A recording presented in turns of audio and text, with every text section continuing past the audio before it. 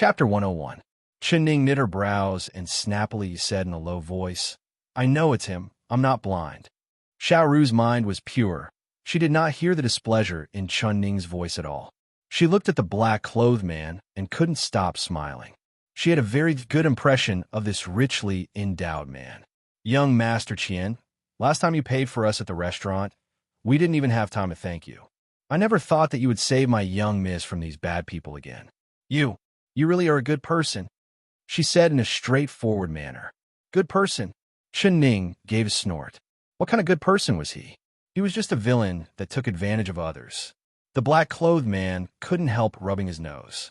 He had never been called a good person before, and he did not want to be a good person, nor did he have any good intentions. The reason why he saved them was because he had a purpose.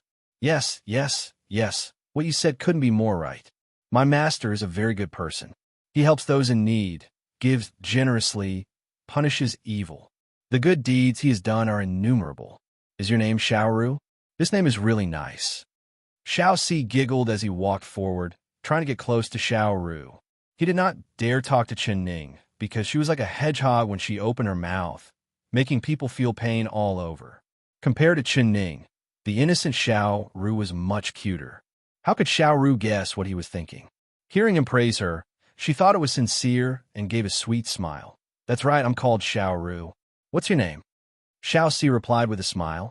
"I'm called Xiao Si."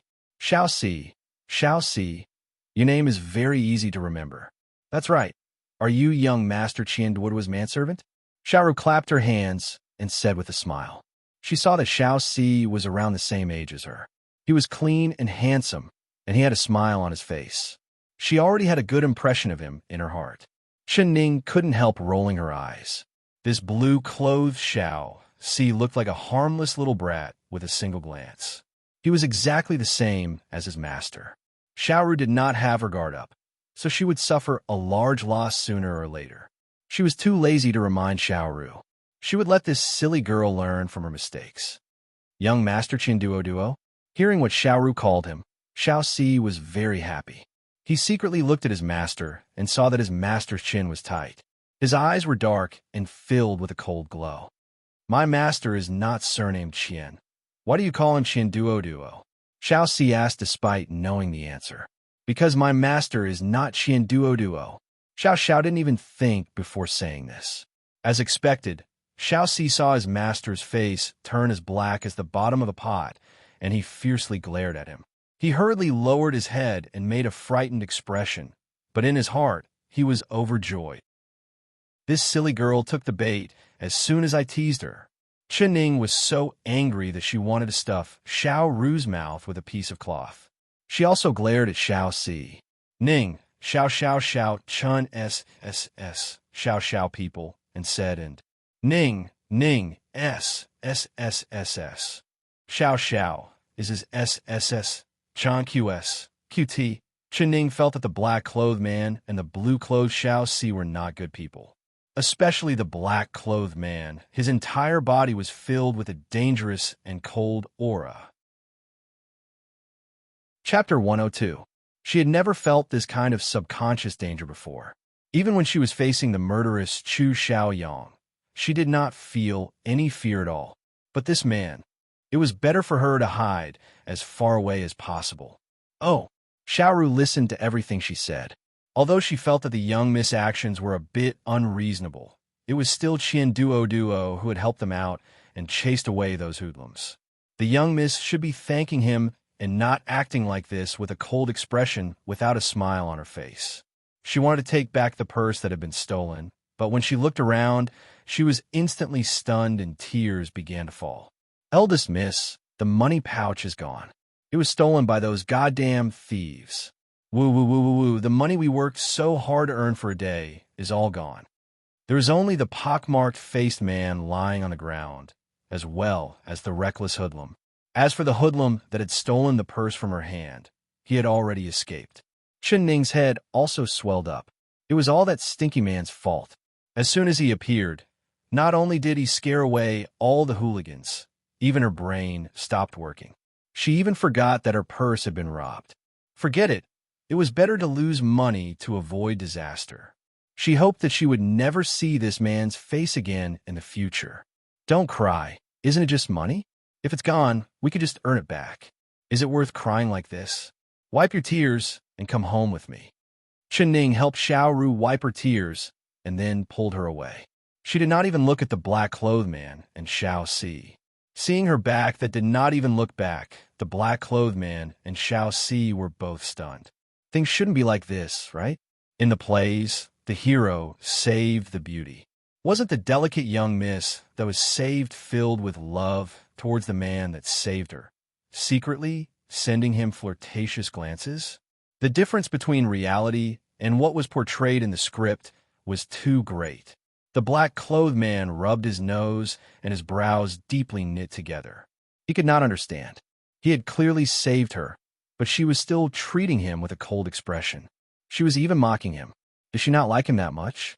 Although he had hidden himself, at the most critical moment, he had appeared in time, not letting those hoodlums touch a single finger of hers.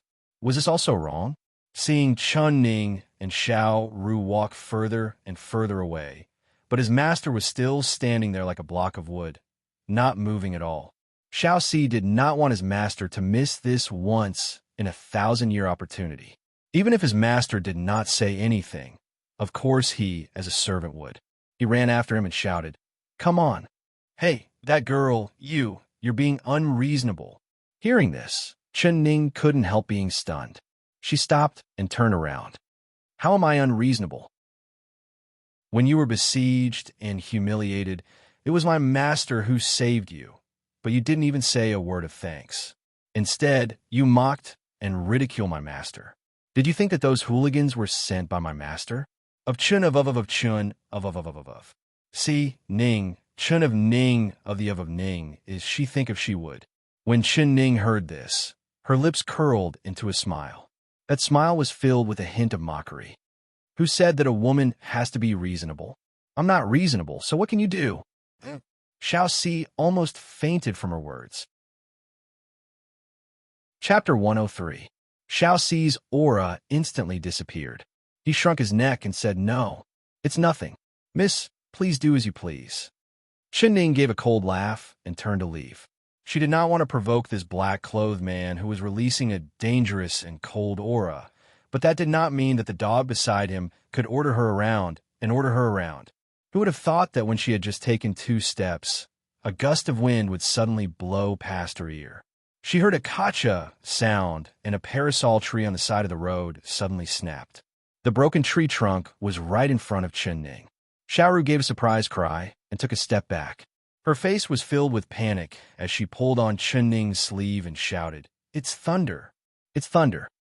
Ning angrily slapped her. "Look clearly, it's not thunder, it's someone going crazy." She turned around and coldly said to the black-clothed man, "Is this her trying to show off his martial arts? You're blocking my way. What is the meaning of this?" Although she didn't have any expression on her face, she was extremely shocked in her heart. This was because the black-clothed man was 20 meters away from her, but with just the strength of his palm, he was able to break a tree trunk that was as big as the mouth of a bowl. She had only seen this kind of kung fu in myths and legends. If the other side's palm had not been aimed at the tree trunk and had been aimed at her head, she believed that her head would have already turned into a rotten watermelon. Xiaoxi is right. This one has saved the miss, so it is not right for the miss to just leave like this. The black-clothed man finally spoke. His voice was low, but it was very pleasant to listen to. With such a good voice, why didn't he go sing on the streets and instead pester her? Ning muttered in her stomach. She knew that she could not hide from him. All right. She also wanted to know why this man was pestering her like a ghost. She raised her eyebrows and said with a faint smile, "Then why don't you tell me what I should do to make sense? Could it be that you want me to repay you with my body?" You're dreaming." Hearing the words, "repay you with my body," Xiaoxi did not even think about it before blurting it out. Wanting to repay his master with her body. Who did she think she was? In her dreams, the black-clothed man also knit his brows and revealed a look of disgust. Ning smiled at Xiaoxi. "Relax, I don't have any interest in your master." Don't have any interest?" Xiaoxi was shocked and his eyes popped out. The black-clothed man's eyes also sunk. Of course not. You want me to repay him with my body? Of course I don't have any interest. He wants me to repay him with my body? Xiao Xi's mouth was wide open as he looked at Chen Ning like he was looking at a monster. This is really interesting. He had never thought that there would be a girl in this world who disdained his master.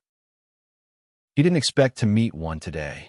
The black-clothed man's eyes were already filled with so much anger. Although he didn't like Chen Ning at all, the other side saying that she didn't like him made him feel very suffocated. He was very unhappy. Miss, you can rest assured.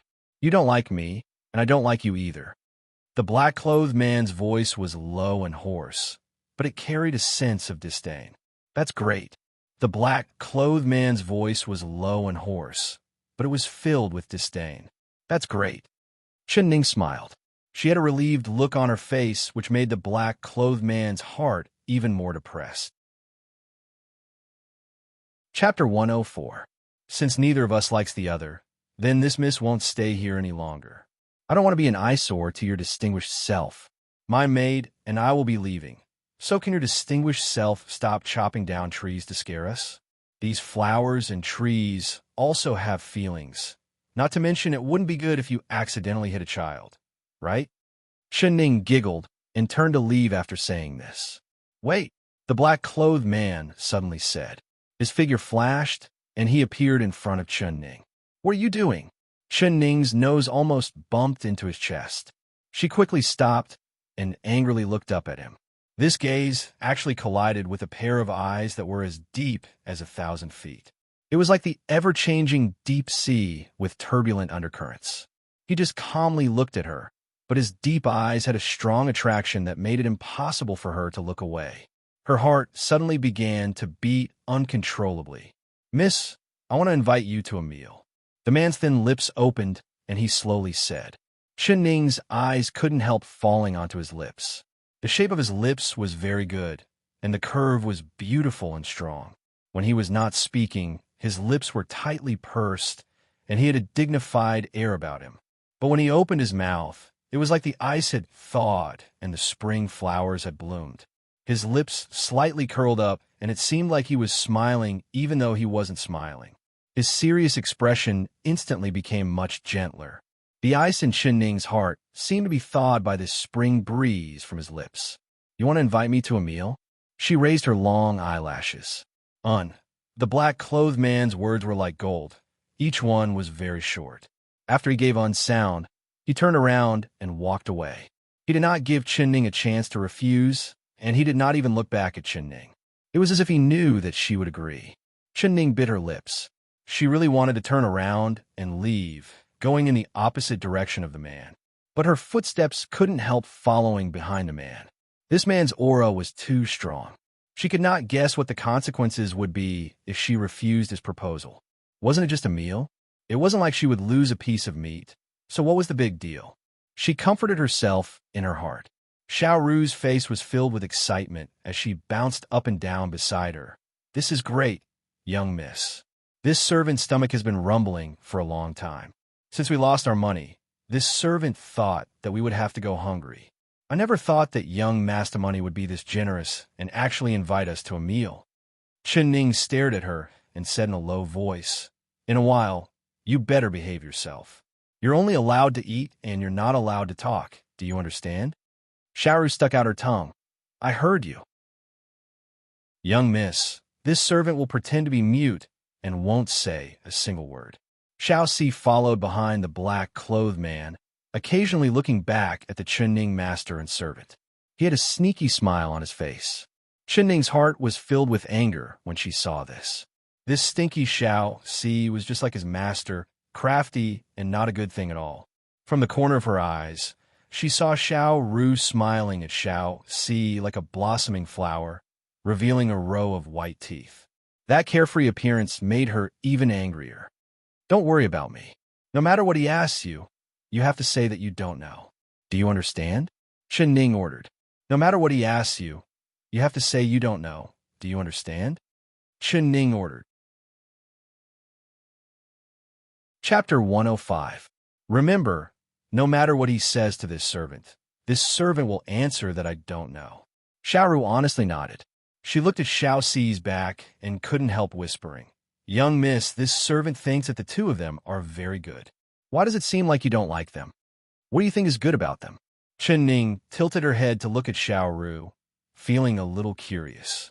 "Wu, that rich young master is rich and generous, and he seems to be very strong. With a single move, he was able to chase away that group of bad guys and save us. There's also Xiao Ci. He looks very good when he smiles. His eyes are like crescent moons in the sky. This servant likes the way he smiles." Xiaoru replied without any hesitation. The two of them answered one-on-one, not knowing that their words were all heard by the two men walking in front of them. Xiao Ci's eyes sparkled, and his lips couldn't stop curling up. His eyes were like crescent moons? Why didn't he know? No, he had to look at himself in the mirror when he went back and see if he looked like a crescent moon. The black-clothed man revealed a faint smile as he looked at Xiao Ci. His eyes seemed to be thinking of something. "We're here." He stopped walking. "Tai floor?" Chen Ning looked at the signboard hanging high up in front of the restaurant. There were 3 large golden words on it, and she couldn't help being a little stunned. She never thought that the black-clothed man would choose this place to treat them to a meal. The Tai floor in front of them was completely different from the first time they came here. In front of the restaurant, there was a long line of people that stretched from the main entrance to the end of the street. They couldn't see the end of it with a single glance. There were even 2 waiters standing at the entrance, constantly explaining to the customers who came to eat, "This restaurant is full. Please line up at the back." Looking in from the open door, the large hall was already filled to the brim. There were even several tables that had been temporarily added, filling up the entire place. The waiters were moving back and forth, sweating profusely. However, their faces were glowing and they were filled with excitement. The shopkeeper was sitting behind the counter, making clanking noises on his abacus. His mouth was grinning from ear to ear, not closing at all. Opposite the floor of Supreme Harmony was the capital's #1 restaurant, called the Drunken Immortal House. Normally, the number of customers wasn't much worse than the floor of Supreme Harmony, but looking at it today, it was deserted. There wasn't even a single customer in the hall. The waiters were yawning in boredom, and the shopkeeper was puffing his cheeks as he stared at the floor of Supreme Harmony across from him, sulking. Why? Why are there suddenly so many customers in Tai floor? Xiaoru saw the scene in front of her, and her chin almost fell off. For this question, you'll have to ask your young Mississippi. The one who answered her was actually the man in black who had been silent all the way. Xiao Ci. Chen looked at Ning. Chen Ning gave 2 low coughs and rubbed her chin. Why did the Tai floor suddenly become so popular? She was well aware of this. "Xiao Chen, you've graced us with your presence, and I didn't go out to welcome you. Please forgive me. The shopkeeper of Tai floor looked up and saw Chen Ning and the others standing at the door. His eyes lit up. He was overjoyed as he came out of the door and warmly greeted them. His eyes only looked at Chen Ning, and he completely ignored the other 3 people. Chapter 106. Not at all. Speaking of this, the reason why our store's business is so good is all because of the 4 recipes written by this miss. These 4 dishes, as long as a customer has eaten them, they will all praise them. 1 to 10, 10 to 100. In just 2 days, they have already spread throughout the entire capital. Now everyone has come to ask for these 4 dishes. "Miss, you really are an important person to our store." The shopkeeper's smile bloomed like a flower. "Oh, your chef has already made these 4 dishes? Then we have to try them. But with how good our business is, there might not be any seats left. We should come back another day." Chen Ning looked at the long line outside the door. There are seats. This miss is an important person to our Tai floor. There will be seats no matter when you come. Oh, there are also these 3 guests. Please come in. The shopkeeper personally led the way and brought the 4 of them to the 3rd floor. There was only 1 room on the 3rd floor, and it was specially prepared for the most important guests. It was decorated elegantly, with a hint of extravagance. After the 4 of them sat down, the shopkeeper warmly greeted Chen Ning, trying to curry favor with her. The black-clothed man was impatient as he coldly stared at him. The shopkeeper suddenly felt a chill run down his back. He shrunk back his neck and looked at the closed window. His heart was filled with doubt. The window wasn't open, so where did this cold wind come from? Xiaoxi couldn't help gritting his teeth. This shopkeeper was truly an idiot.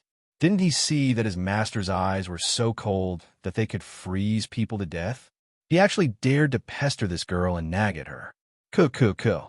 Shopkeeper, you've said enough. Quickly go and serve the dishes. Xiaoxi couldn't help saying. He saw the black-clothed man's slender fingers clench into a fist. He decided to save the shopkeeper before his master broke his nose. Yes, this little one has spoken too much. This little one will immediately go and serve the dishes. The shopkeeper finally came back to his senses. When he met the black-clothed man's eyes, his body turned numb like he had been frozen. So terrifying, he did not dare to stay any longer. He quickly excused himself from Chunning and left. The room was finally quiet. For a while, no one said a word. When Chunning looked up, she could see the black-clothed man sitting across from her. He did not say anything and just quietly sat there. There was no expression on his face at all, but his black eyes were staring right at her. There was a dark glow in his eyes that made it hard for people to see through him. That oppressive pressure came again.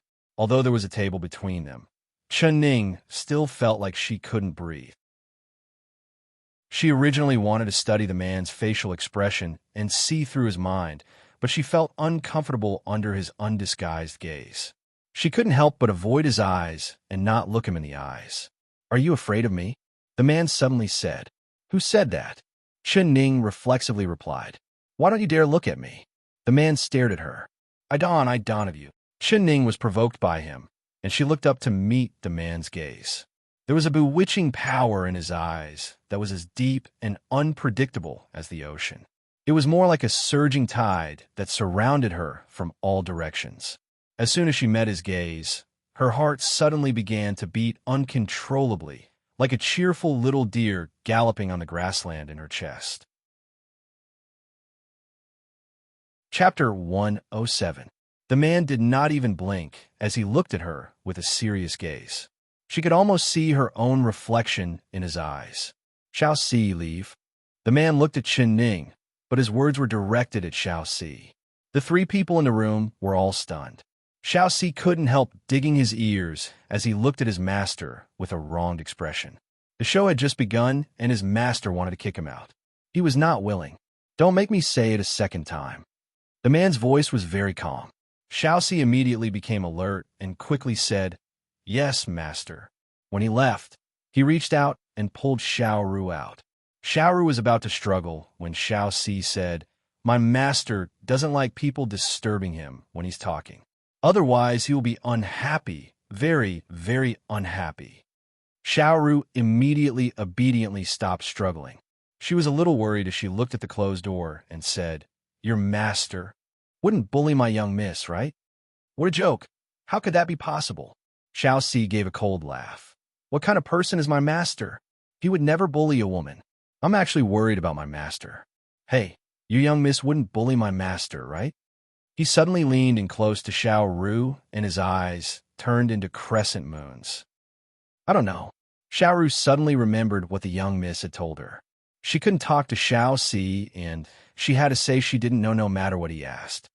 "Hey, which family's young miss is your young miss from? What is her surname, and what is her name?" Xiaoxi did as Chunning expected and prepared to get information from Xiaoru. "I don't know." Xiaoru shook her head. "Then where does your family live? You should at least know this, right?" Xiaoxi asked, not giving up. "I don't know." Xiaoru continued to shake her head. "Willow Alley? Ginkgo Alley? Green Dragon Street? I don't know, I still don't know." "Are you people from the capital city?" "I don't know." Xiaoxi asked 17 or 18 questions in one breath, but Xiaoru still said she didn't know. Xiaoxi was so angry that his eyes popped out. He had thought that Xiaoru was simple and honest, so he would be able to get a lot of information from her mouth. He never thought that this honest girl would listen to her young miss and not say a single word. In the room, there was only Chunning and the black-clothed man. She suddenly felt uncomfortable. The man's burning gaze seemed to want to swallow her up. She averted her eyes and didn't look at him anymore. "I admit defeat. I admit that your eyes are bigger than mine, she said lightly. The man in black choked. Did she think that he was playing a game with her just now? Whose eyes are bigger? Who knew how many people kept quiet out of fear under his gaze? Not to mention looking at him, they didn't even dare to stand straight in front of him.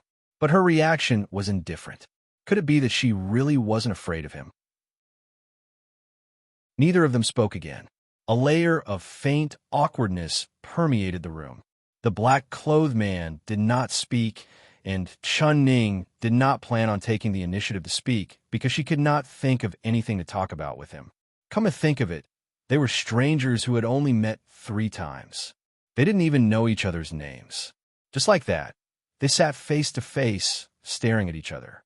How boring. Chun-Ning decided to quietly finish this meal. If he wanted to be a mute and not speak, then she would pretend that he didn't exist. Chapter 108. Chun-Ning took a deep breath and leaned against the window to look at the scenery of the capital city. Although she didn't turn around, she could feel the man's gaze on her because that oppressive feeling that made it hard for her to breathe came again. Her back turned stiff, and she finally couldn't hold it back. She turned around and met his deep eyes. Am I that good-looking? Her lips curled up, and she revealed a sarcastic smile. She knew that her current appearance was not good-looking at all. Her yellow face was normal, and no one would look at her if she walked down the street. But this man was still looking at her. You are not good-looking.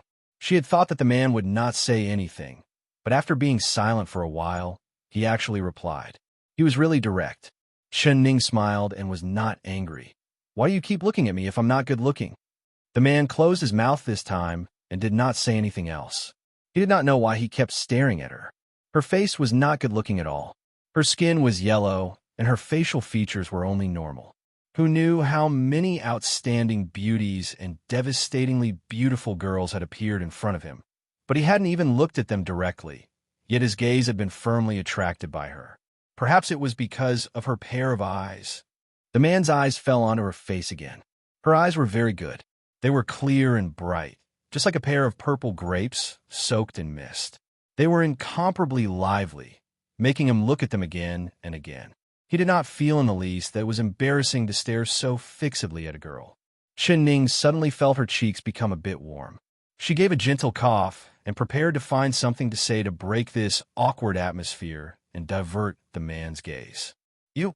As soon as she opened her mouth, the door was suddenly pushed open and Xiao Si charged in. Master, something has happened. He came to the black-clothed man's side and whispered a few words. The black-clothed man's eyes turned dark, and he suddenly stood up. His eyes were like an arrow as he looked right at Chun-Ning. Chun-Ning's heart tightened as she saw the black-clothed man walk over to her. I have something to do. We'll talk another day. After the black-clothed man said this, he suddenly jumped out of the window. His black robe fluttered in the air like a black butterfly. Chun-Ning couldn't help being stunned. Miss, this is the gold my master gave you. Xiao Si also jumped out with the black-clothed man. At the same time, he threw out a bag of money, which fell right into Chun-Ning's hands. Returning to the king's palace, Chun-Ning had been thinking the entire time. What kind of background did the black-clothed man have? Why did she meet him every time she left the palace? Or was it that they had some fate? Once she thought of the fate, her heart skipped a beat, and she immediately spat 3 times. Pay, pay, pay. Pay, pay. Xiaoru, who was concentrating on counting the gold in the purse, was shocked. Her hand trembled and the purse fell to the ground. She quickly picked it up and held it in her arms like she was holding a treasure. Young miss, that young master money is really good. He actually gave us such a large amount of gold. From now on, we don't have to show our faces to earn money anymore. She was so happy that she was beaming with joy. Chun-Ning shook her head. No, we can't touch this gold. Chapter 109. But this is an ill-gotten gain, Chun-Ning confidently said. Who knows what kind of person that lots of money is and where his gold came from? What if he is a great thief and this money was obtained from killing people? Can you spend it in peace? Xiaoru shivered and quickly shook her head. Give me the bag of money. Chun-Ning reached out her hand. Xiaoru immediately placed the bag of money in her hands. The bag of money was very heavy, and it was filled with ingots of gold ingots. It was not cheap, and Ning believed that this money was enough for a normal person to live their entire life. This lots of money, he was truly generous. But she did not plan on touching this money and did not want to spend a single coin. She placed several gold ingots on the table, and under the candlelight, they shined with a golden light. It was very attractive, and Xiao Ru was dazzled just looking at it. Ning looked over the emptied bag of money, trying to find some clues from it. She found that people in this era were used to leaving marks on their personal items. For example, Zhao Ergo's clothes had a Zhao word embroidered on it. But even after she turned the bag of money inside out, she could not find a single mark. She quickly lost interest in the bag of money and lazily threw it over to Xiao Ru. Pack it all up. Asterisk for several days. Chu Xiaoyang did not take a single step into the intoxicated flower pavilion. Chen Baiyun could not help panicking. Thinking of Chu Xiaoyang's back that day when he left without looking back, her heart filled with guilt. In this palace, the only thing she could rely on was His Highness' favor. If she lost His Highness' favor, what qualifications did she have to fight for the position of the legal princess? Lan Xiang, where has His Highness been staying these past few days? What Chen Baiyun was worried about the most was that while she was pregnant, another woman would take advantage of her. There were countless beautiful maids in the king's palace, and Chu Xiaoyang was young and full of blood. How could he endure an empty room every night? Reporting to the concubine consort, His Highness has been staying in a small courtyard in the Peach Blossom Cove. Lan Xiang carefully replied. Last time, because she had accidentally farted, His Highness had left in a huff. The concubine consort had insisted that it was her fart that made His Highness leave, so she had ruthlessly taught her a lesson. She felt wronged in her heart. It was clearly His Highness that disliked the smell of your fart, so he turned against you. But you had to blame it on this servant. But as a servant, she did not dare argue and could only obediently allow Chen Baiyun to scold her. Adding in the fact that Chu Xiaoyang had not shown himself in the past few days, Chen Baiyun's temper was not good. She had smashed several antique vases and porcelain tea sets, and she would occasionally use her as a punching bag. So, she was very careful when answering Chen Baiyun, afraid that if she was careless, she would be scolded and beaten. Peach Blossom Little House. Chen Baiyun knit her brows and asked, "What kind of place is that?" Chen Baiyun asked. Reporting to the concubine consort, "This servant has just heard about it from someone else. I've heard that the Peach Blossom Cove is His Highness' favorite place. There are many peach trees planted there, especially when the peach blossoms bloom in March. It is simply beautiful. But His Highness has never allowed anyone to take half a step into the Peach Blossom Cove. Each peach tree there is personally taken care of by His Highness. This servant has also heard that there was a little girl who had just entered the palace last year who did not know that it was a forbidden area.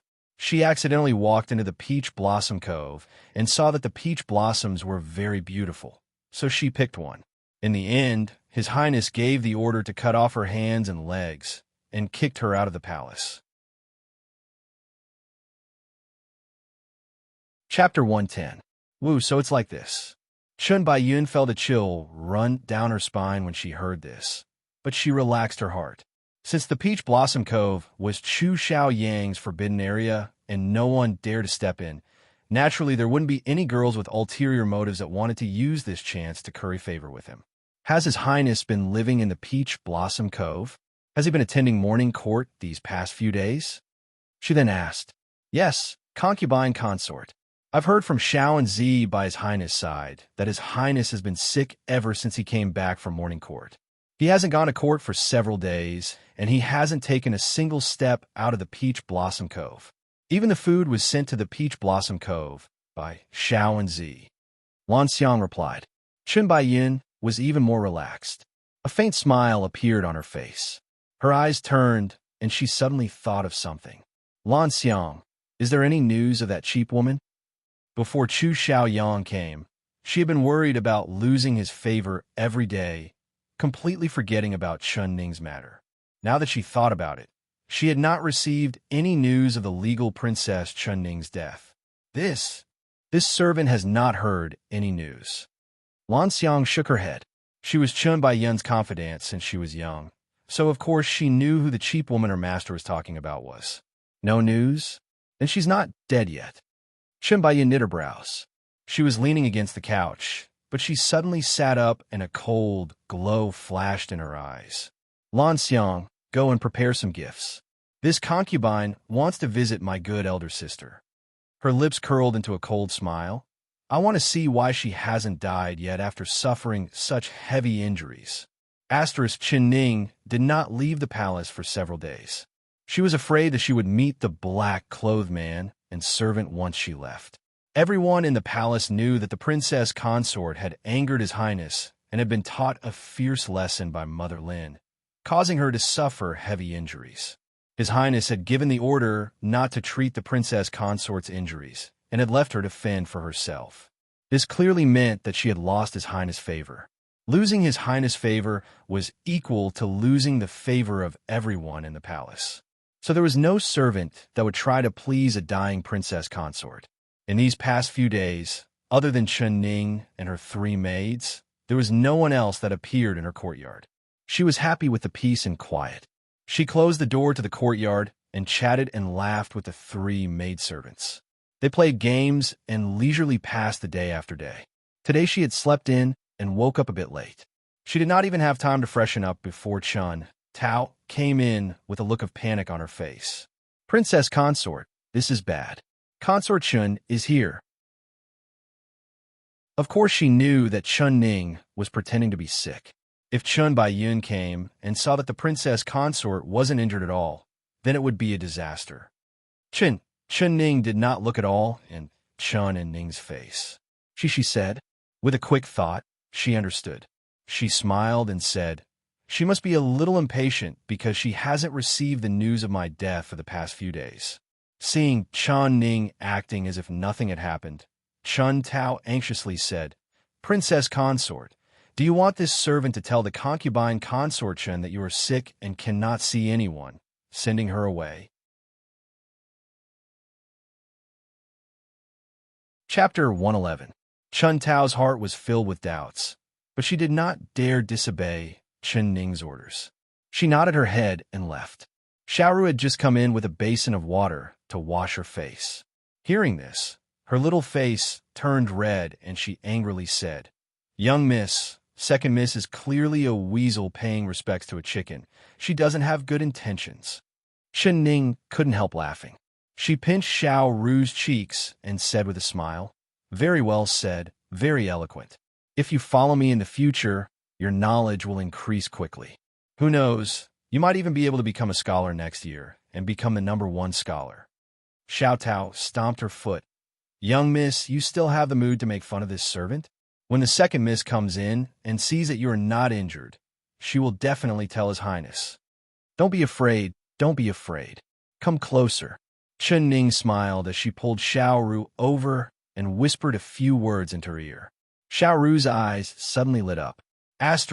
Concubine consort. The courtyard in front is where the princess lives. Chun Bai-yun stood on the small stone bridge and looked in the direction Lan Xiang was pointing. She gave a contemptuous laugh, and her heart became much more comfortable. This place was far and remote, and the courtyard was old and broken. If it wasn't for the crooked happiness word on the door, she would have thought it was a servant's house.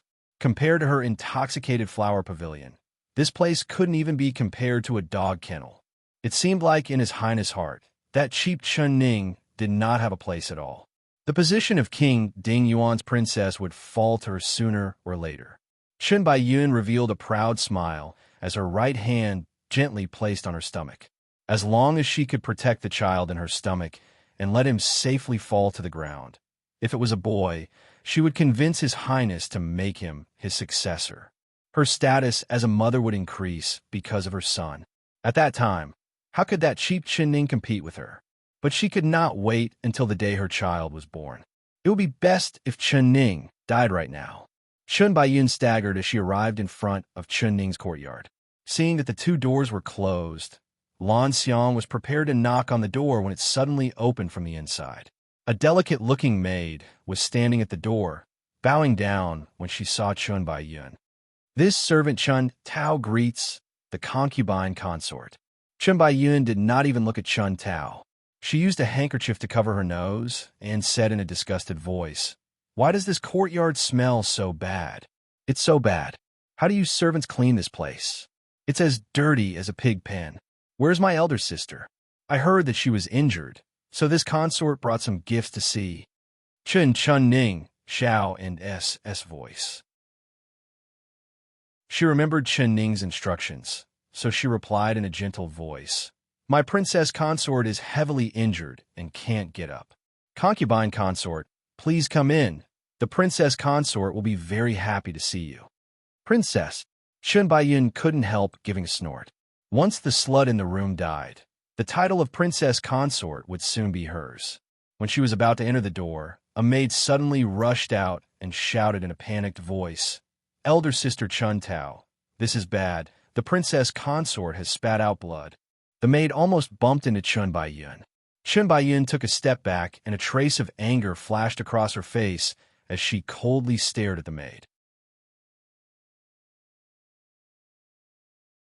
Chapter 112. The maid quickly kneeled down. "This servant Xia, he is assigned to this courtyard to serve the princess consort.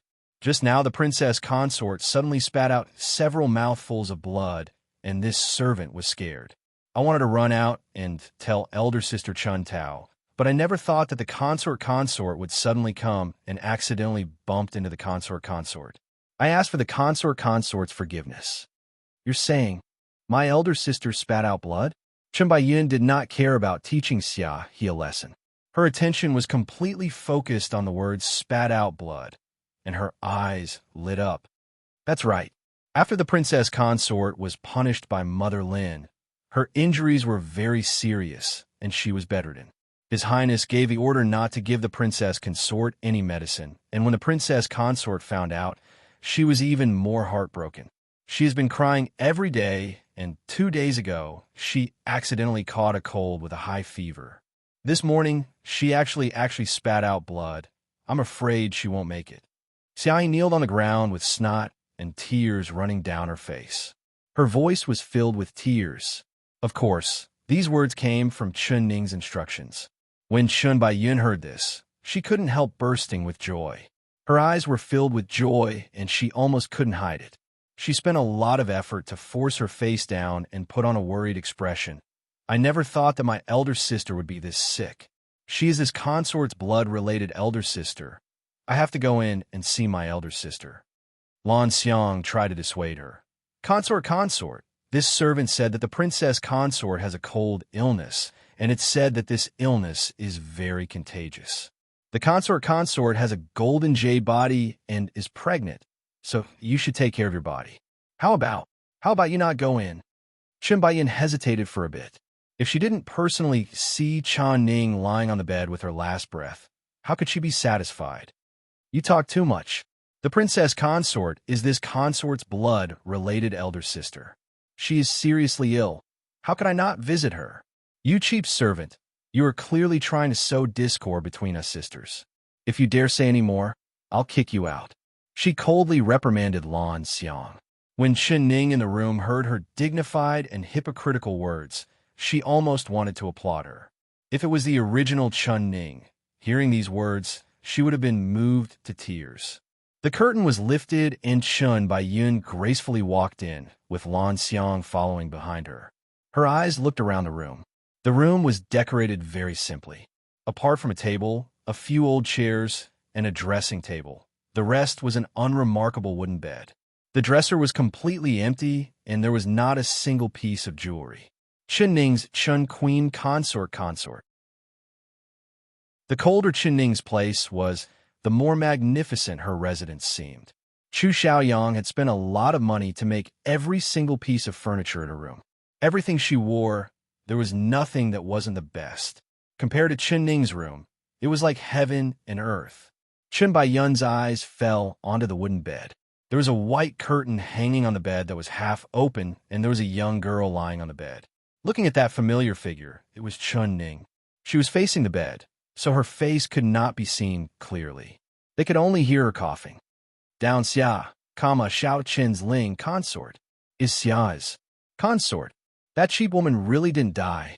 Chun Bai-yun's eyes narrowed, and a trace of hatred appeared in her eyes. Her long nails dug into her palms. Chapter 113.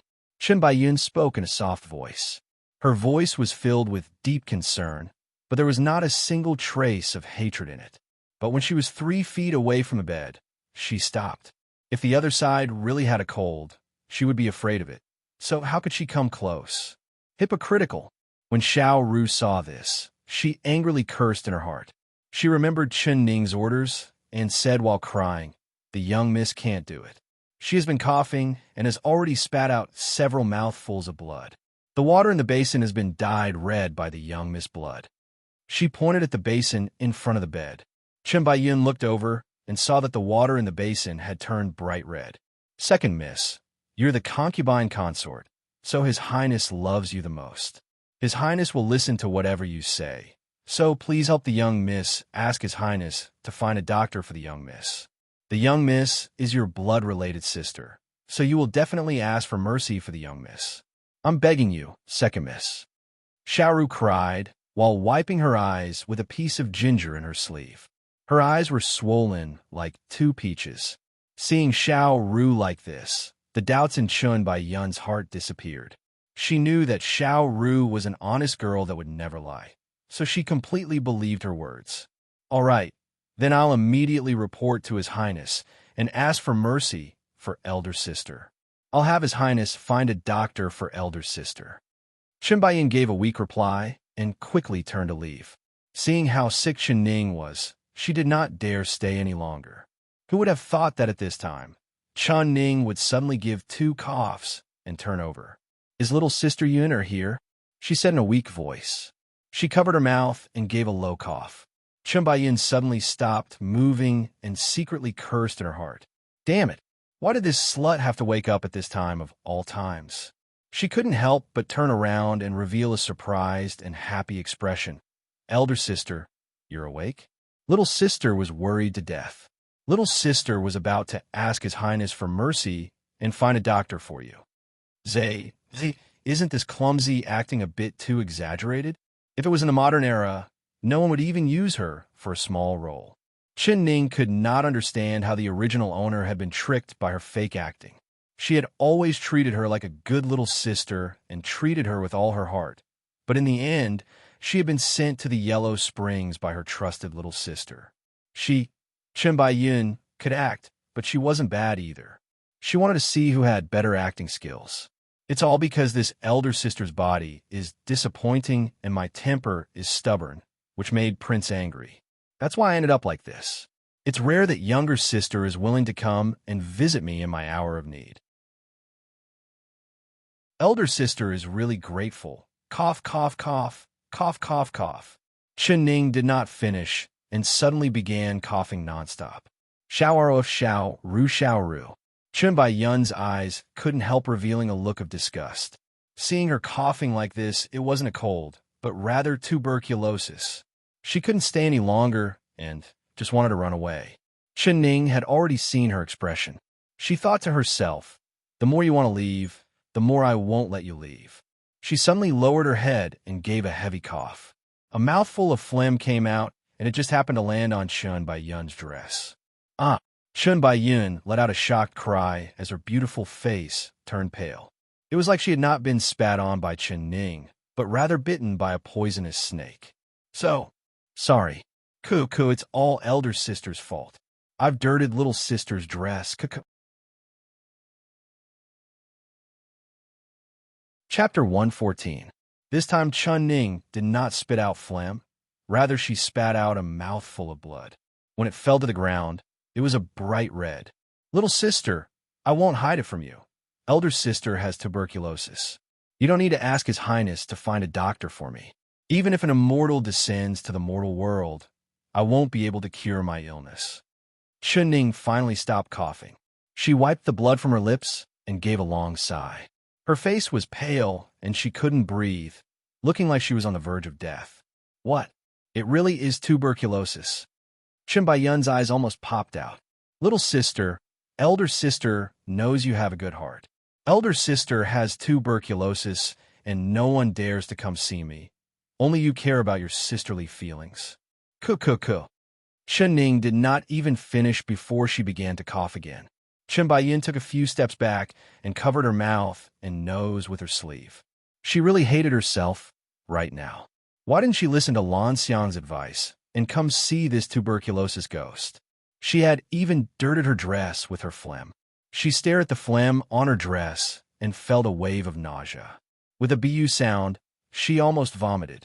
Elder sister, this little sister's body isn't feeling well, so I won't be staying any longer.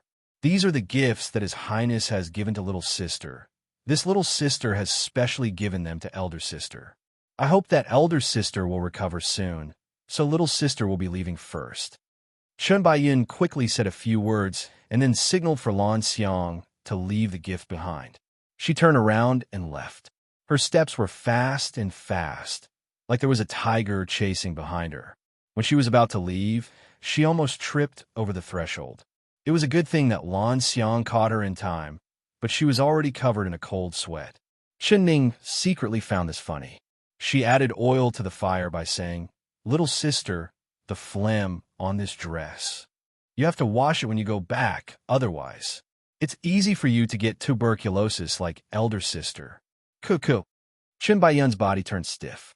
She felt like her pink peony dress was crawling with caterpillars. Wearing it on her body was very uncomfortable, and she wanted to immediately take it off. It's elder sister that dirted little sister's dress. Why don't little sister take it off and let Xiao Ru help you wash it? If little sister doesn't mind, how about you wear elder sister's dress? Chen Ning said. No, there's no need, Chen Baiyin said in a stiff voice. She didn't even look back as she walked out of the courtyard. Then she impatiently took off her dress and threw it to the ground. The hatred in her heart was monstrous. She turned around and stared at the dilapidated courtyard door, the anger in her eyes almost spurting out. B*TCH, damn slut. She had actually dirted her favorite dress. She still remembered the first time she wore this pink peony dress.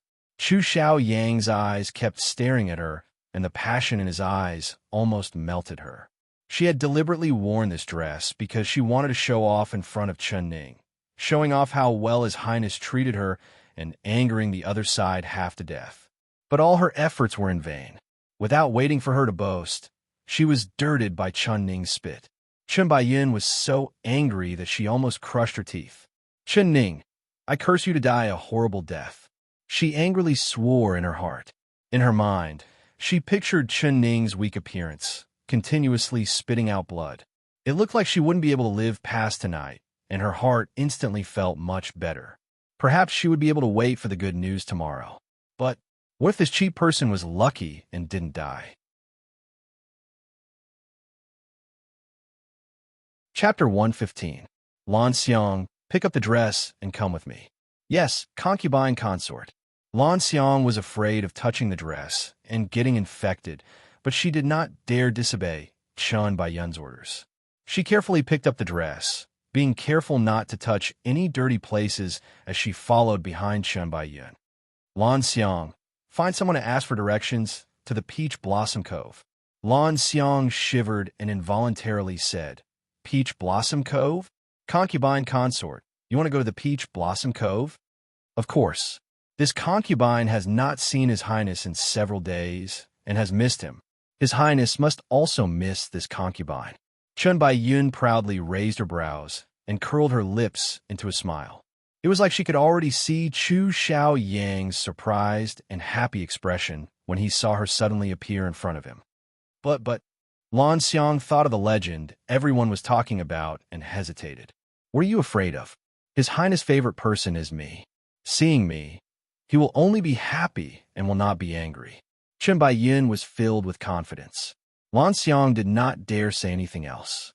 She asked the servant next to her for directions and led Chen Baiyun to the Peach Blossom Cove. Seeing the gates of the Peach Blossom Cove in the distance, Lan Xiang's legs began to turn soft. She trembled and did not dare approach. Chen Baiyin stared at her and scolded, Useless thing. Lan Xiang lowered her head and did not dare make a sound. Chen Baiyun relied on Chu Xiao Yang's usual pampering, so she was not afraid at all. She raised her chin and walked in front. When she came closer, she saw that the two peach tree gates were half open and she could hear people talking inside. She couldn't help being a bit stunned and stopping her steps. Her heart was filled with doubt. Didn't that girl Lan Xiang say that His Highness never let anyone take a single step into the Peach Blossom Cove? Why were there people talking in the courtyard? She softened her steps and approached slowly, step by step.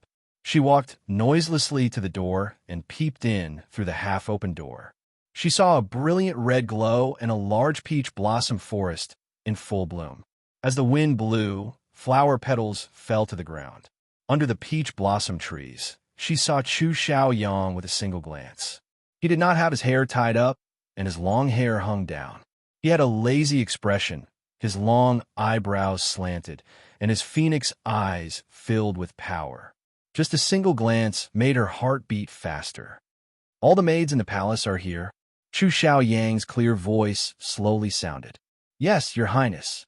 This servant has gathered all the maids in the prince's mansion according to your orders. Even the ones in the kitchen are among them, except for..." Standing in front of Chu Xiaoyang was a middle-aged man around 40 years old. Chun Baiyun recognized him. He was housekeeper Su, who had taken care of the king's palace for many years. In the king's palace, his position was not below Mother Lin's, and he had Chu Xiaoyang's trust. "What?" Chu Xiaochu raised his brow. Other than the maids by the princess and the concubine consort's side, this servant did not dare disturb them. "If your highness has any orders, this servant will immediately bring them over." Housekeeper Su respectfully replied, "No need." When Chu Xiaoyang heard the word princess, his heart filled with displeasure. "All of you raise your heads," he said coldly. Chun Baiyin finally saw that the courtyard was filled with maids kneeling on the ground. They were all unmarried young girls, thin and fat, with a total of 40-50 of them. Her heart suddenly filled with a bad premonition. Her right hand unconsciously clenched into a fist, and her long nails dug deep in her palm, but she did not feel any pain. Chapter 116. They all raised their beautiful faces like spring flowers. Some boldly looked straight at him, some gave him flirtatious glances, and some had affectionate eyes. Chun Baiyun's eyes almost spat out flames seeing this. This group of sluts, these foxes, they want to climb up to the dragon and seduce her highness. She wished she could use her nails to scratch their beautiful faces. She saw Chu Xiaoyang look at the girls one by one. Her heart tightened and her breathing stopped. Chu Xiaoyang's eyes were like torches as he quickly swept over the faces of the girls. His dark pupils became even darker. None. He almost did not believe his eyes. He carefully looked over them again, but he still could not find the face that was deeply imprinted in his mind. "Housekeeper Su, are you sure everyone in the palace is here? You didn't miss anything?" Chu Xiaoyang said in a deep voice. There was a trace of anger in his voice. He could confirm that the young girl he had seen in a hurry was someone from his residence, because there was no outsider that could sneak into his palace. "Definitely not. Reporting to your highness, there really isn't anyone else. This servant is clearly checked and did not miss a single person. Who is the person your highness is looking for? Could it be for the two maids in Wang Fei's courtyard? One of them is called Chun Tao, the other is called Xia He, and the other is a maid brought by the princess. Then there's the concubine consort's maid, Lan Xiang." Housekeeper Su broke out in a cold sweat, but he did not dare wipe it. He could not understand what was wrong with his highness today. Why was he suddenly interested in the maids of the palace? Could it be that the concubine consort had made his highness unhappy? He remembered that his highness had been staying alone in the Peach Blossom Cove for the past few days.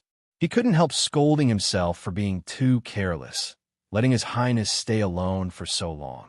He should have arranged for a few gentle and beautiful maids to warm his highness' bed earlier. Chu Xiaoyang knit his brows again. When he heard Chun Tao and Xia he subconsciously knew that the people he was looking for were not them. How could such a pure and refined girl have such an unsophisticated name?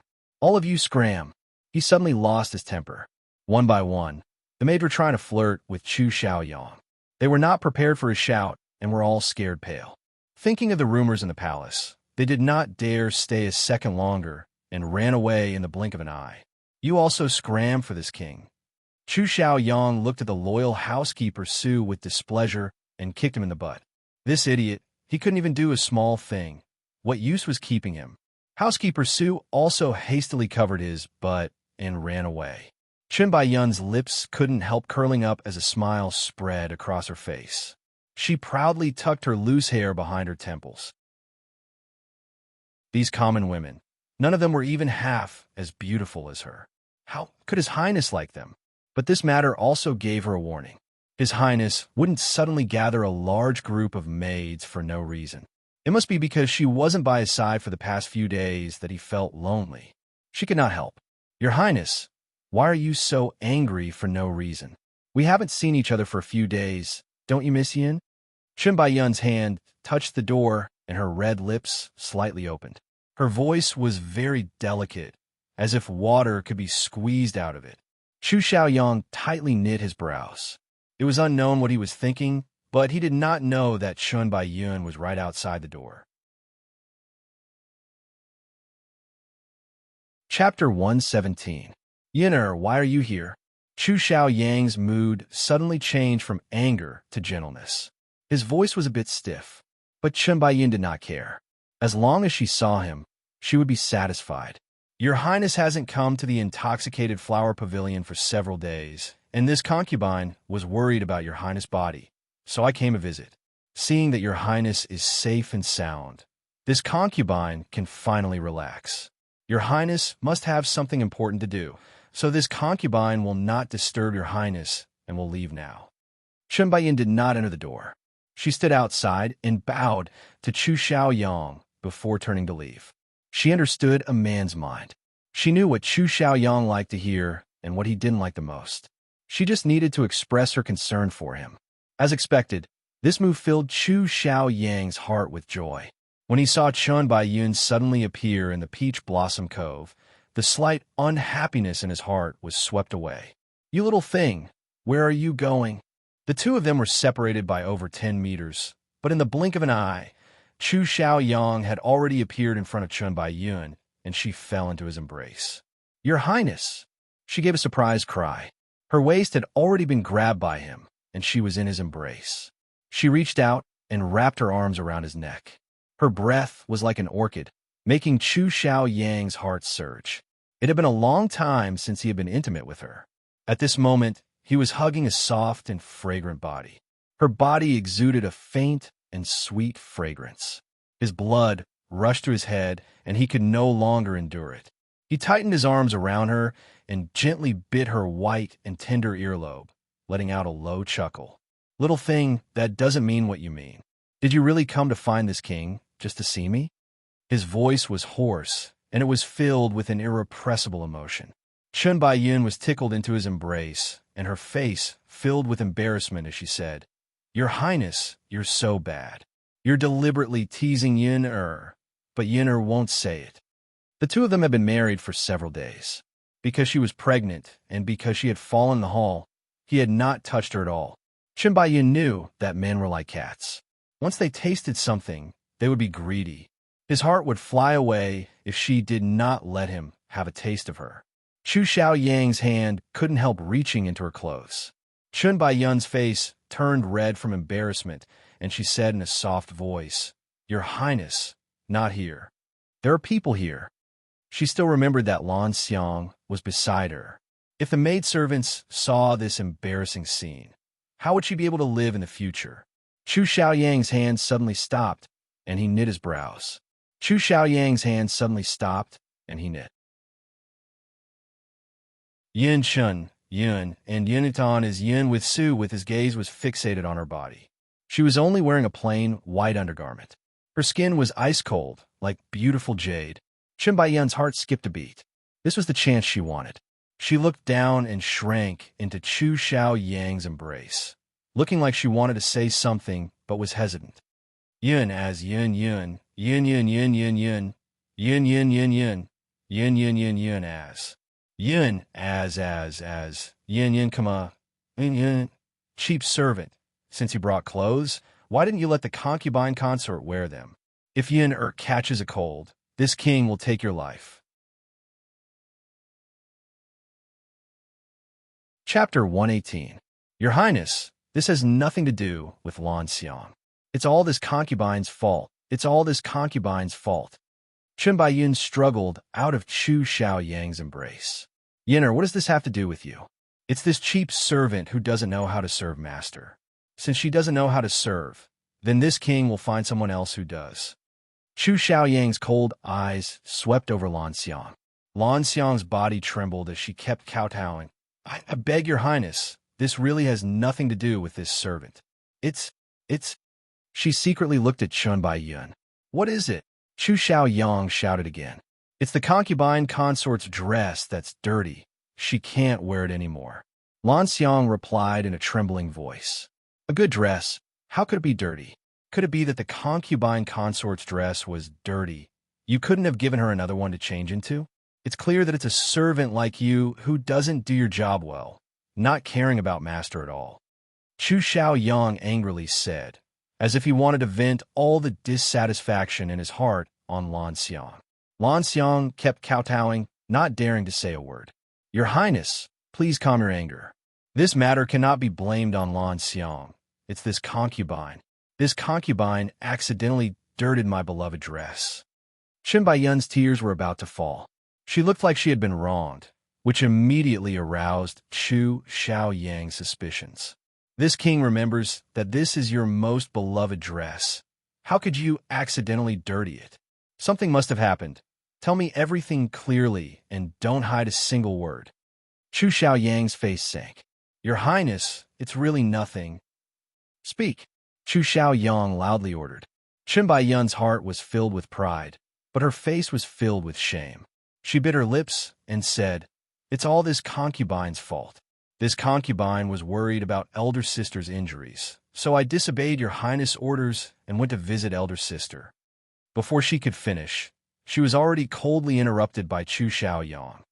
Was it done by that cheap woman? He unconsciously clenched his fists as his heart filled with rage. Actually, it really had nothing to do with Big Sister. Big Sister was seriously injured and had a severe cold. She kept coughing. Yin was worried about Big Sister and went to pat Big Sister's back. In the end, Big Sister spat on Yin-er's skirt. Big Sister really didn't do it on purpose. She even spat out a few mouthfuls of blood. If Chen Ning heard her words, she would definitely give her 2 fingers in praise. Her accusation was very skillful. Not only did she push all the blame on Chen Ning, she also showed her deep sisterly love and how loyal she was. Chu Xiaoyang's pupils suddenly shrank. That damn bitch. He gritted his teeth and said hatefully, his eyes bursting with a strong, murderous intent. Your Highness, please don't blame elder sister. It was all Yin-er's fault. If Yin-er listened to your orders and didn't visit elder sister, then today's matter wouldn't have happened. It was Yin-er's carelessness that dirted her dress. Elder sister is already this sick, so you can't punish her anymore. Otherwise, Yin-er's heart will be filled with guilt for the rest of her life. Chen Baiyun's slender hands tightly held onto his sleeves as she pleaded while crying. Yin-er, let go. This king is telling you, for a cheap person like Chen Ning, she should have died a long time ago. The better you treat her, the more you'll suffer. Humph, humph. This king thought that she wouldn't live for more than a few days with her injuries, but I never thought that she would still be alive. Very good, very good.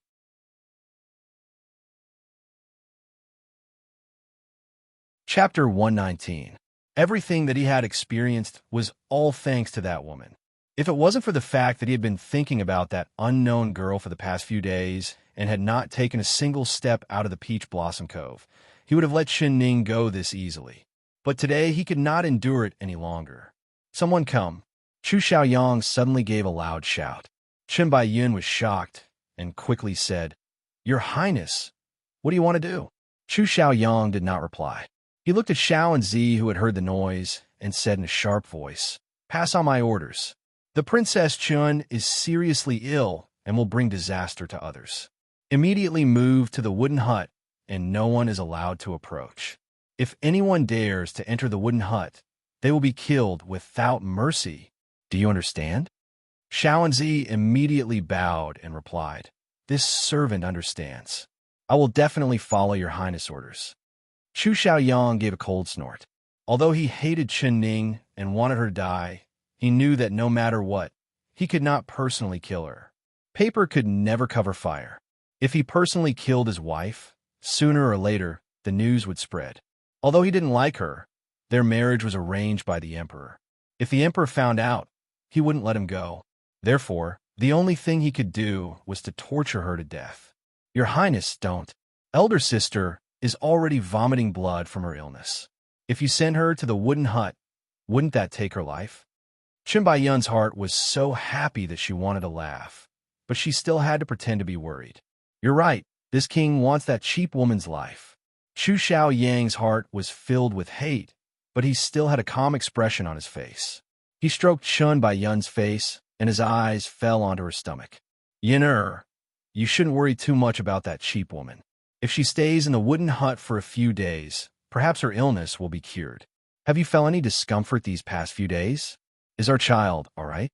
Chen Baiyun gave a shy smile. "Your Highness, this concubine is fine. The child is also fine." Chu Xiaoyang gave a laugh.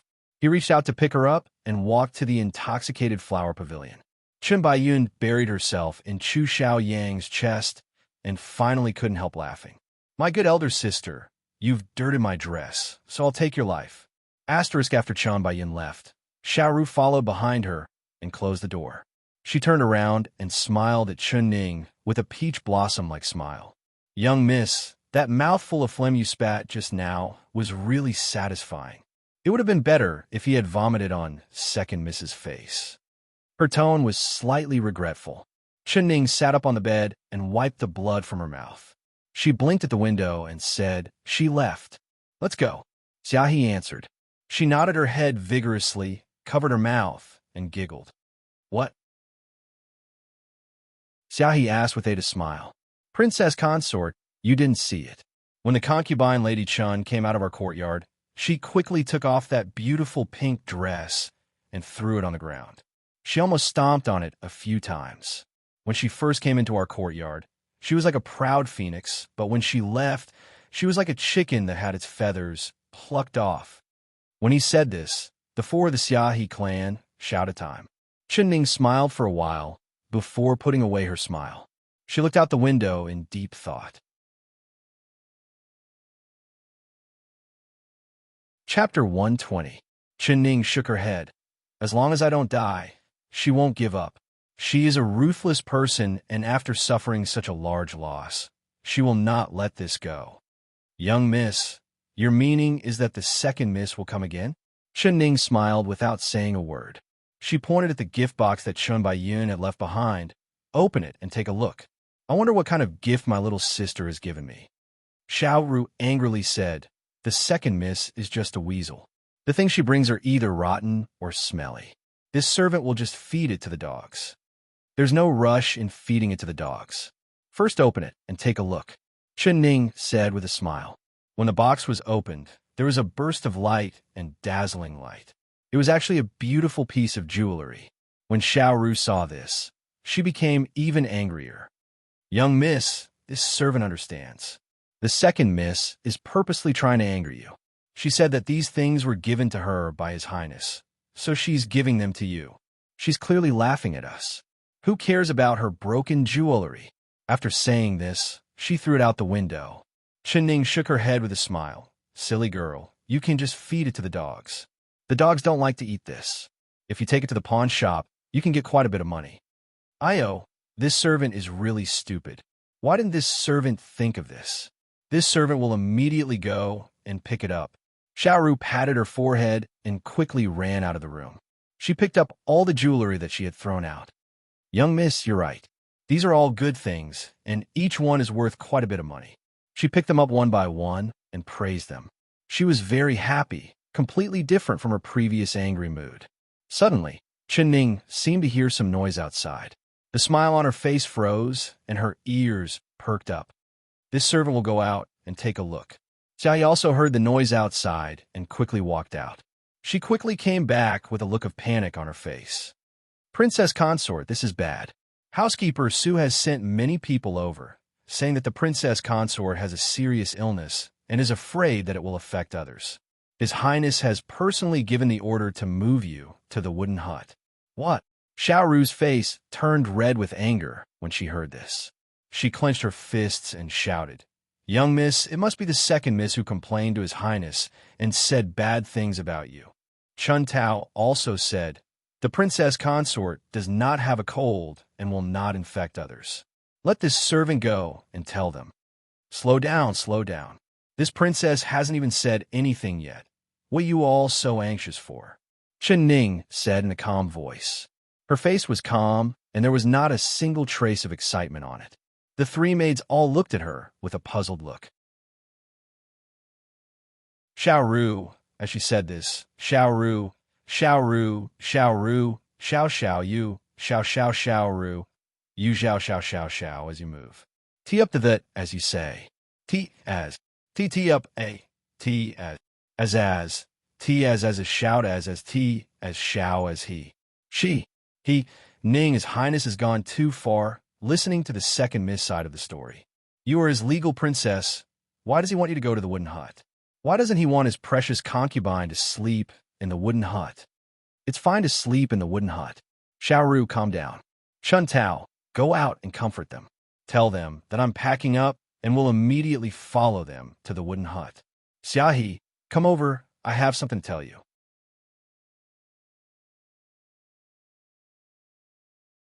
Chapter 121. Xiaohe had a confused look on her face. After Chen Ning said a few more words, Xiaohe nodded. Do you remember everything I said? Chen Ning asked. This servant will remember. Princess Consort can be assured, this servant will definitely take care of this matter. Xiaohe said with a serious expression. Very good. Chen Ning smiled and then asked, Xiaohe, you are the daughter of the king's palace, so you must be very familiar with the palace. What is the best place in the palace? Xiaohe replied without even thinking. Of course it's the Flowing Cloud Pavilion. Other than the Peach Blossom Cove, the Flowing Cloud Pavilion is the best. The Peach Blossom Cove is His Highness' forbidden area, and without His Highness' orders, no one can enter. This servant has only heard of it and has never seen it. Peach Blossom Cove? Flowing Cloud Pavilion? Chen Ning thought about it for a moment. Then she suddenly clapped her hands and said with a smile, All right, we'll move to the Flowing Cloud Pavilion when the time comes. She liked this name as soon as she heard it. Hearing this, Xiao Ru and Xiaohe's mouths fell open as they looked at her in disbelief. His Highness had already ordered her to be locked up in the wooden hut, which was equivalent to being thrown into the cold palace. How could she still live in the Flowing Cloud Pavilion? But the two of them were afraid that Chen Ning would be sad, so no one dared to say anything. Outside, the servants sent by housekeeper Su had already charged into the courtyard and were currently cursing at Chun Tao. Quickly move, quickly move. His Highness has ordered that the princess must immediately move to the wooden hut without any delays. If anyone dares to disobey, they will be killed without mercy. The one speaking was a middle-aged man with a sharp mouth. His face was filled with sarcasm, as if he was using a chicken feather as an arrow. Chun Tao recognized him as one of housekeeper Su's stewards, surnamed Fan. She immediately smiled and said, Steward Fan, please make an exception. Our princess is still sick in bed and cannot be frightened. Wait for us to clean up, and then we'll immediately go to the wooden hut. Steward Fan gave a cold laugh and said, Who dares disobey His Highness' orders? Quickly give up this place. His Highness wants to raise a few hounds here. If you delay His Highness' orders, do you not want your heads anymore? Following his words, several fierce-looking large dogs were brought into the courtyard. When they saw Chun Tao, they began to bark loudly. They bared their teeth and pounced forward. The hairs on Chun Tao's body stood up. Her legs went soft from fright, and she fell to the ground. If you know what's good for you, then quickly scram. Otherwise, don't blame me for feeding you to His Highness' beloved dogs as snacks. Steward Fan looked at Chun Tao's pale face and proudly laughed. Changing this place into a kennel, of course, it was not Xu Xiao Yang's idea. It was Chen's words. Chen words. Chen's face. Chen's face. Chen's SSSSSS. Steward Fan was a person that only cared about profit and had long wanted to curry favor with Chun Bai Yun as a concubine. Seeing this good thing that was delivered to his door, he naturally accepted it. In SSN, in SSS, in Chun SS heard in Chun S of Wang, Ning Her, Xiao, Ning, you and I of I of you of S Chun I. Chun S people. Done. Said. Fans the Chun's. Young miss, this servant wants to fight with them. I can't let them humiliate you like this. Young miss, this servant wants to go all out with them. We can't let them humiliate you like this. Chapter 122. Xiaoru stopped. Chen Ning shouted out. Her face was very calm, and there was not a trace of anger on it. She softly said, "It's just a few mad dogs barking outside, so let them bark. Xiaoru, Xiaohe, help this princess pack up. Don't delay planting beans because of the barking of rabbits." Xiaoru and Xiaohe's eyes opened wide. "Young miss, why aren't you angry? They've already bullied you. Are you just going to let them treat this place like a dog farm? This is not a good place. If they like to raise dogs, pigs, and turtles, then let them do as they please. When we move to the Flowing Cloud Pavilion, I promise you that I will not raise dogs here, all right?" Chen Ning giggled as she spoke. She walked over and took the stool from Xiaoru's hands. "If you don't help me pack up, be careful that I don't spank your butt." Xiaoru and Xiaohe did not understand Chen Ning's expression, but the two of them still obediently listened to her orders and quickly packed up a small bag. "Xiaoru, come with me to the wooden hut. Xiaohe, you, and Chun Tao don't need to come with us. Just bear with it for a few days. Also, you have to do the things I told you well." Outside the window, Steward Fan's urging and cursing became louder and louder. The dog's barking did not stop. Chen Ning turned a deaf ear to him. She calmly explained everything before slowly walking out the door. "Whose family's dog is this? Why does it keep barking?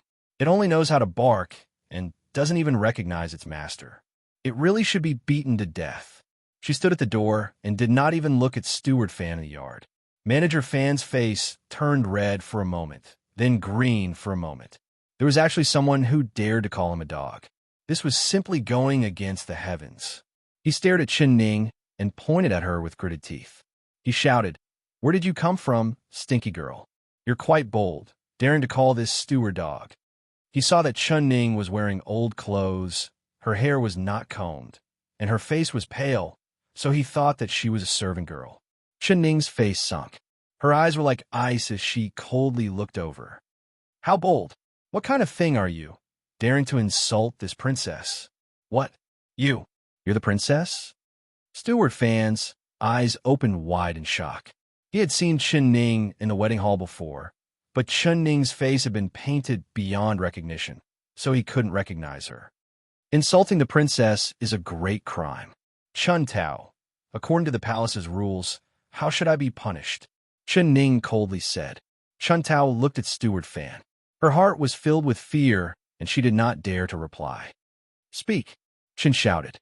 Chun Tao's heart skipped a beat, and she blurted, "Chun Tao, all right, then help this princess slap this servant's mouth." Chen Ning gave a cold laugh. Chen Ning Chun of Chun, king. Chun, Wang, Chun of Ning, Chen of Chun Ning, Chun of Chun of Wang, Chun king. Chun. Someone dragged this princess to the woodshed. The people he brought this time were all strong men with wide waists. They all rolled up their sleeves as they charged at Chen Ning. Xiaoru blocked in front of Chen Ning and shouted, "You dirty paws, you're not allowed to touch my young miss."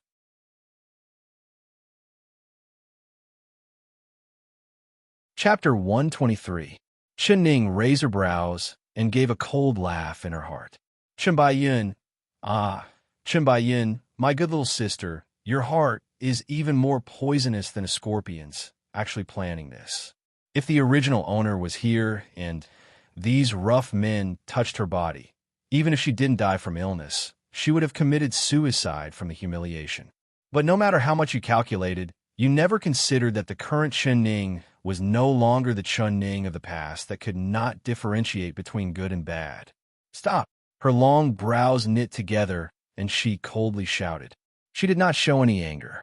Her eyes were as cold as water, and her brows were filled with an inviolable aura. The servants were stunned and stopped in unison. They were intimidated by her might and didn't dare to move forward. Steward Fan angrily said, "Go, all of you go. We are following His Highness' orders. What are you afraid of?" He, His Highness? What does he count for? Chen Ning gave a contemptuous smile and coldly stared at Steward Fan. Open your dog eyes wide and look carefully. This princess is the legal princess of your highness, and it was personally arranged by the emperor. If you are disrespectful to this princess, it is the same as disrespecting the emperor. If you insult this princess, it is the same as insulting the emperor. You dog servants, if you dare to touch a single finger of this princess, you are slapping the emperor's face in front of everyone. She said each word in a loud and clear voice. Steward Fan and the servants were stunned. No one dared to move forward, and no one dared to take even half a step in front of her. Even the fiercest Steward Fan became mute. It was like he had been hit by a heavy blow and turned into a sick chicken. Heavens! This woman had even brought up the emperor. Who would dare to touch her? Touching her was the same as touching the emperor. Even if they ate a bear's heart or a leopard's gall, they wouldn't dare. The servants all looked at Steward Fan, and their hearts began to beat the drums of retreat. Steward Fan secretly complained, feeling like his head was about to explode. He never would have dreamed that Chen Ning would bring out the emperor to suppress him.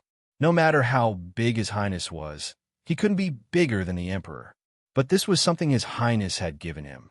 If he didn't do a good job, His Highness would heavily punish him. If it was a light punishment, it would be eating bamboo shoots on his butt. If it was heavy, perhaps his head would be removed. With a putong sound. Everyone was shocked. When they looked up, they found that the arrogant Steward Fan had suddenly knelt down in front of Chen Ning. He said with a crying face, "Princess consort, great aunt, old ancestor, I beg you to let this servant live. His Highness has ordered this servant to invite you to the wooden hut for 2 days. If this servant can't do it, then it will be a dead end for us. I beg the princess consort to be merciful and spare the lives of these servants. I ask the princess to be merciful and let these servants live." Chen Ning revealed a smile. She was thinking that this Steward Fan was really someone who knew when to yield. No wonder he could climb to his current position. In order to achieve his goal, he really didn't care about his face at all. Chen Ning revealed a smile. She thought that the Steward Fan was really someone who knew when to submit. No wonder he could climb to his current position. In order to achieve his goal, he really didn't care about his face. Her expression was indifferent as she spoke slowly. Steward Fan's eyes immediately lit up. He thought to himself that his act of kneeling and admitting defeat had indeed worked. Steward Fan's eyes lit up. He was secretly thinking that by kneeling down, there really was a way. Yes. The princess is compassionate. We will all remember the princess' benevolence.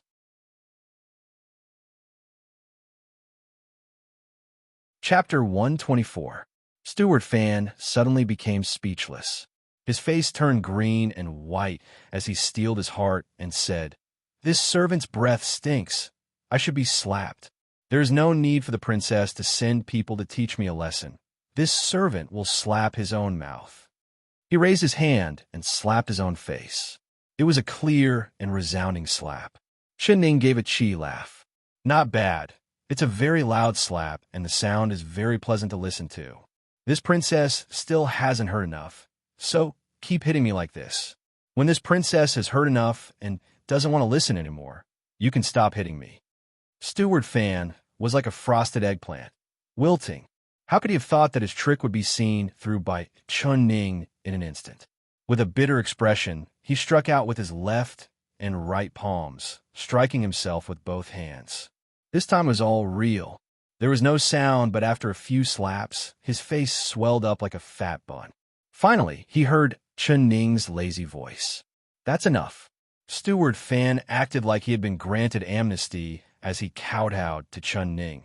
This servant thanks the princess for her grace. There are a few more dogs in this yard that are letting out dog farts and smelling to the heavens. We can't live here anymore. Xiaoru, come with me to the wooden hut for a few days. Chun Tao, Xiaohe, you two stay here. Didn't Steward Fan say that he wanted to raise dogs here? This princess sees that these dogs are quite fat. Steward Fan, take good care of them. When the weather turns cold, stew them into a pot of fragrant meat for this princess. Do you understand? Chun Ning revealed a smile as she looked at Steward Fan. With one sentence from her, the other person would agree. Steward Fan did not dare not agree, but he said in his heart, "These are His Highness' most beloved dogs." If His Highness knew that he had stewed his beloved dogs into a pot of dog meat, he would chop me up and feed me to the dogs. It was a good thing that Chun Ning finally agreed to go to the wooden hut. His heart let out a sigh of relief. This servant will send someone to take the princess consort to the wooden shed and lead the way for the princess consort. He was like a dog trying to please her. No need. Steward Fan should just stay here and raise the dogs. This princess can't stand the smell of dog farts. After Chun Ning said this, she walked out without looking back. Xiaoru carried a small bag and followed behind her. Steward Fan's face was filled with embarrassment. His swollen eyes stared at Chun Ning's back. He wanted to curse out, but he did not dare to. He was already filled with regret. He shouldn't have coveted Chun by Yun's 100 silver coins and ended up offending the princess consort. It had to be known that the princess consort was the official princess that the emperor had personally ordered. She was a true Buddha that could not be offended. How could he have been blinded by money? However, didn't they say that the princess consort was seriously injured and had a cold? Didn't they say that she was sick to the point of death? But when he saw the princess consort scolding him, her lips were like spears and her tongue was like arrows. How did she look like she was about to die? His heart was filled with doubt, but he did not want to report what had happened here to Wang Yi. He did not want to leave the impression that he was incompetent. All of you, keep your mouths shut. No one is allowed to say a word about what happened here today. If I find out that someone said anything, he turned around and said coldly to the crowd of servants. He swept away the flattering attitude he had in front of Chun Ning and became arrogant. His voice was filled with threat. The ugly scene of him slapping himself in front of Chun Ning definitely could not be spread out. Otherwise, no one in the palace would put him in their eyes.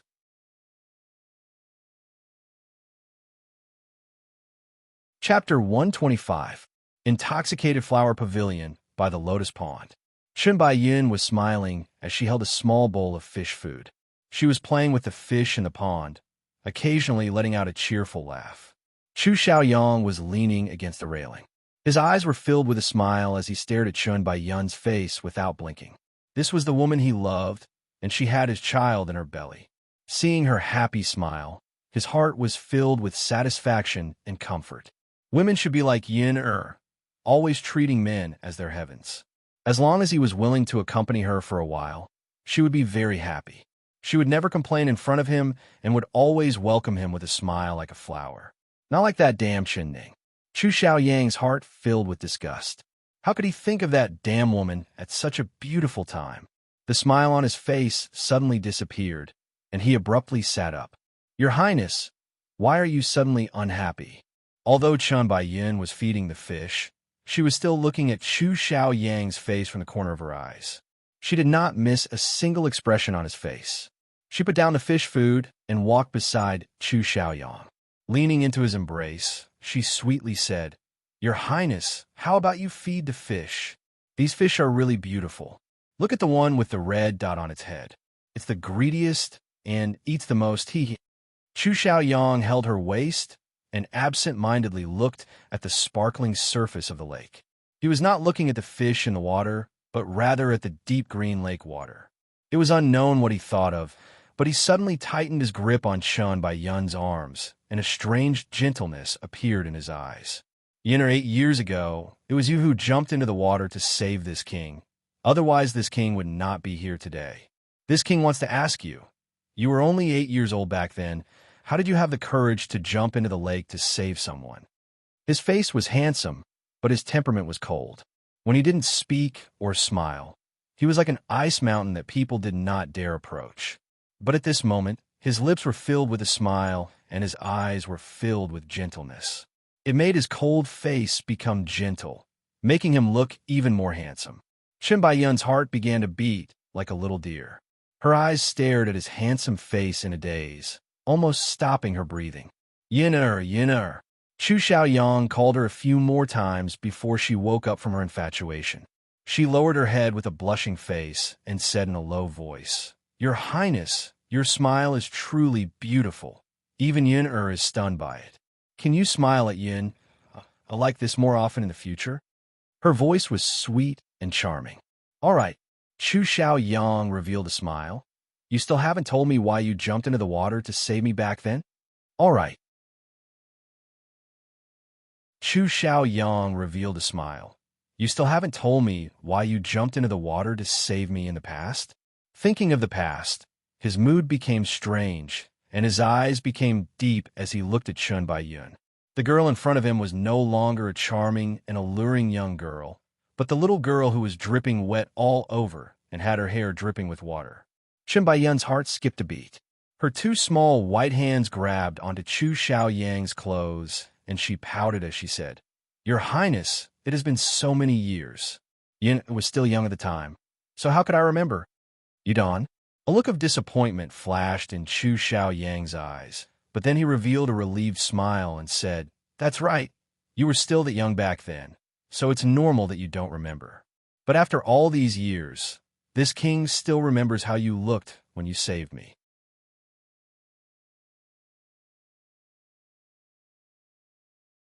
Chapter 126. Chu Xiaoyang's eyes were not shocked at all.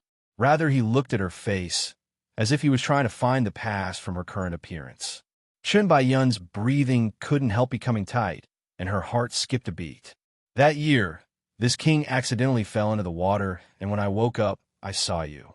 You were soaking wet like you had just been fished out of the water, and your hair was disheveled, making you look like a water ghost. I was so scared that I fainted, but who would have thought that the water ghost you from back then would become this beautiful after 8 years? Yin, when you saved me in the past, did you think that there would be a day like this? Did you think that you would marry me and become this king's woman?" His eyes were filled with tenderness as he spoke of the emotional part. He wrapped his arms around her and kissed her deeply on the cheek. His lips were burning hot, but Chen Baiyun's palms were ice cold. She buried her head into Chu Xiaoyang's chest. "Your Highness, Yin knew in the past that I wouldn't marry anyone else but you. Yin, it will be your woman for life. So don't ever abandon Yin, all right?" "What nonsense! You are this king's most beloved woman. How could this king abandon you?" Chu Xiaoyang said without any hesitation. Pausing, he then said, "Yin, you can be assured. The position of the princess will be yours sooner or later. The Ding Yuan Princess Phoenix crown, this king will personally place it on your head. You are the wife in this king's heart, not a concubine or a concubine." Chen Baiyun's heart burst with joy hearing this. She looked up and nodded at Chu Xiaoyang. Her eyes sparkled, captivating his soul. Seeing this, his blood began to boil as he carried her into the room. Suddenly, he stopped in his tracks and turned around. The passion in his eyes was quickly replaced by frost as he stared coldly in front of him. "Come out. This servant Fan Tong has something to report to your Highness." Steward Fan crawled out of the flowers and kneeled on the ground. He was trembling as he spoke in a trembling voice. He secretly cursed his bad luck. He didn't come earlier or later, but he had to come when his Highness wanted to be intimate with the concubine. He had nowhere to hide, so he could only run into the flowers and stab but with rose thorns. "What is it?" Chu Xiaoyang's eyes were filled with impatience. "Your Highness, I have followed your orders and sent the princess to the woodshed and changed the place where the princess used to live into a kennel." Before he could finish, he was interrupted by Chu Xiaoyang. "Rice bucket. You really are a rice bucket, you. You want to report such a small matter to this king." Scram. He was currently burning with passion. How could he be in the mood to listen to his report about Chen Ning? especially when he heard the word princess. It was like he had stepped in dog shit, and his heart was filled to the brim. Steward Fan had wanted to take credit in front of Wang Yi and Si Fei, but he never thought that he would be reprimanded. He could only leave with his tail between his legs. Chun Baiyun hated him for not understanding the situation and interrupting her good matter. But when she heard that Chun Ning had been sent to the wooden shed, her mood became much better. "Your Highness." She wrapped her arms around Chu Xiaoyang's neck and revealed a charming smile. She twisted a bit, wanting to continue their entanglement. Chu Xiaoyang no longer had any thoughts of being intimate with her. He put her down and absent-mindedly said, "Yin-er, you should rest first. This king still has things to do. I'll come see you when I have time." After saying this, he took large steps and left without looking back. Chun Baiyun's mouth was wide open as she looked at Chu Xiaoyang's back in disbelief. He left? His Highness actually left like this without any reluctance? She had spent a lot of effort to make His Highness' eyes fall on her again, but it had been ruined by that untactful steward. He really deserved to die.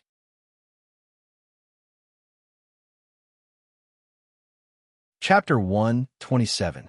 Of course, Chen Ning did not die. Rather, she was living a very leisurely life. The wooden hut was very simple, and it was ventilated on all sides. She sat down on the hard wooden bed without a care, and suddenly gave an ah sound. "Young miss, is this bed too hard? This servant will put some grass on it, and it will be much softer." Xiaoru said, "No, I just remembered that I forgot to bring something." "What is it?" "This servant will go get it now." Chunning shook her head and said, "No need. Even if I bring it back, I'm afraid I won't be able to use it." She thought of the 10 fishing nets that she had hung on the beam of the house and sighed softly. It had been 5 days, and Chu Xiaobai had not appeared again. She had spread out the nets, but he still did not come. She had never expected him to appear, but when he really did not appear, her heart filled with a sense of loss. That beautiful youth that was as beautiful as the spring flowers and winter snow. She had scolded him, hit him, and teased him. But only he had brought her out of this cage like King's palace. He had brought her to fly over the roofs of the night, and he had brought her to the top of the royal palace to look down on the entire capital city. But after that night, he had never appeared again. "Little stinky brat, it's best if you never appear again. Otherwise, I'll bite you to death." Chen Ning suddenly curled her lips and scolded him with a smile. "Young miss, who do you want to bite to death? The second miss?" Xiaoru was confused hearing this. Chen Ning couldn't help poking Xiaoru's forehead. "Stupid girl, I'll bite you to death." Xiaoru stuck out her tongue and giggled as she said, "Young miss, spare me." The two of them joked around for a bit before Xiaoru began to get busy. Her hands and feet moved quickly, and she quickly cleaned up the messy wooden hut. The broken wooden table was also wiped clean. Chun Ning lazily looked over and said, "Xiaoru, there's no need to clean up. We won't be staying here for long. But this servant feels like this place is pretty good. It's comfortable living here, and I don't need to see those annoying people." Xiaoru said. She began to like this small wooden hut. The tree wants to be quiet, but the wind will not stop.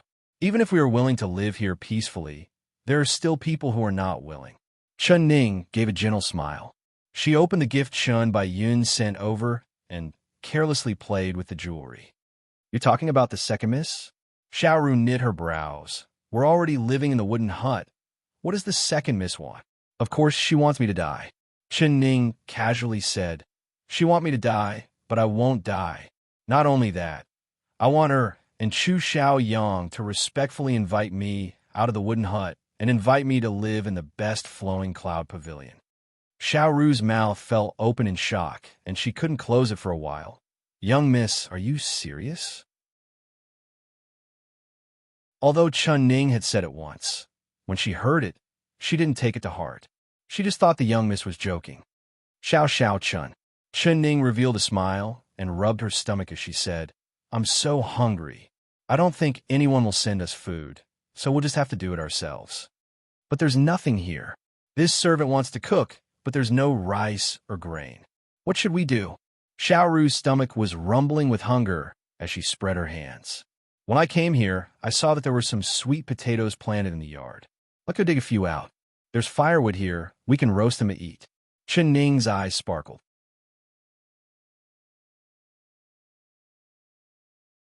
Chapter 128. The sweet potatoes that were dug out of the ground were very big, and they were very fragrant after being roasted. Peeling off the burnt skin, the red meat was revealed. It was so delicious that Xiao Ru almost swallowed her tongue. Young miss, this roasted sweet potato is too delicious. It's the best thing this servant has ever eaten in my life. Xiao Ru ate 2 large sweet potatoes in one go. Her stomach was bloated, but she still wanted more as she licked her fingers. Chen Ning did not let her eat anymore and said with a smile, "Although sweet potatoes are good, you can't eat too much. If you eat too much, you'll have acid reflux, diarrhea, hiccups, and, oh, that's right, you'll also keep farting." After she said this, Xiao Ru was so scared that she pulled back her hand that was reaching for the sweet potato. She stuck out her tongue and said, "Then this servant won't eat anymore. This servant doesn't want to fart like His Highness and the second miss." The two of them looked at each other and broke out in laughter. In the dead of night, the master and servant were both sleeping very soundly. The wooden bed was very small and could only fit one person at a time. Chen Ning slept on the bed, and Xiao Ru placed some straw on the side of the bed, making a mattress. In the middle of the night, the 2 wooden windows suddenly opened with a zhiya sound, and a cold wind blew in. Chen Ning and Xiao Ru woke up at the same time. "It's nothing. The windows were just blown open by the wind. Young miss, you can continue to sleep. This servant will go close the window." Xiao Ru rubbed her eyes and yawned as she went to close the window. Before she could walk to the window, a ghostly face with disheveled hair and a face as white as paper suddenly appeared in front of the window. It stuck out its blood-red tongue at her and let out a ghostly cry. Its 10 hands were bent like chicken claws, ready to pounce on her. "Ghost! There's a ghost!" Xiao Ru was so scared that her hair stood up. Her legs went soft, and she fell to the ground, almost fainting. The ghost leaped in through the open window, hopping and hopping. "Mother, it's a crippled ghost." Xiao Ru was so scared that she couldn't even scream. Her body trembled as she tightly closed her eyes. Her mouth kept muttering, "Don't eat me, don't eat me, my flesh isn't tasty. If you want to eat it, go eat the second miss." The ghost jumped past her and directly jumped at Chen Ning on the wooden bed. Xiao Ru was scared witless, but she still gathered her courage to hug the leg of the lame ghost. She shouted, "If you want to eat me, don't touch my family's young miss." The ghost jumped in front of the bed and gave a sinister laugh at Chen Ning. "Young miss, run." Xiao Ru sat in front of the bed and laughed. Chen Ning sat up. Not only did she not run, she went up to the ghost and reached out to grab its tongue. "Hey, your fake tongue is too lousy. I can tell it's fake at a glance." "Do you think it's fake just by tying a piece of red cloth around your tongue? Also, where did you get that hair? It's at its 2. And these clothes, TSK, TSK, TSK. Next time you want to pretend to be a ghost, I will teach you." As she spoke, she pulled out the ghost's red tongue, disheveled hair, and pulled at the ghost's clothes. He pulled. Chun in an and. She that. He almost, and he and out. He. He almost tripped over the ghost robe that he had dragged to the ground. He was in a very sorry state. Chun Ning giggled as she got off the bed. She threw the red tongue and hair to the ground and walked in front of the ghost. She grabbed the ghost's ear. "Xiaobai, how are you? You haven't shown yourself in a few days, and now you pretend to be a ghost to scare elder sister. You almost scare my maid half to death. Tell me, how should I punish you?"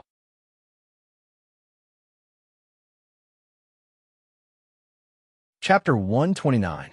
He had spent so much effort to disguise himself like this. He had even scared himself when he looked at himself in the mirror. He never thought that not only would he not scare her, he would be scared by her. "It's not that I'm not afraid of ghosts. It's just that your ghost is too fake, all right? Let me teach you a few moves next time." Chen Ning said with a smile. "I'm not pretending anymore. It's not fun at all." The ghost broke free from her, and with a flash, it jumped out of the window. Xiao Ru had just recovered from her shock. She crawled up from the ground and was still trembling. She looked at the red tongue on the ground and the messy wig before coming to a realization. "Young mistress, is this ghost fake?" "Of course it's fake. This kind of clumsy trick can only trick little children. Only little brats that haven't grown up yet would like to play this kind of trick to scare people." Chen Ning curled her lips as she spoke. "Try calling me little wimp one more time." Chu Xiaobai's voice suddenly came from the door.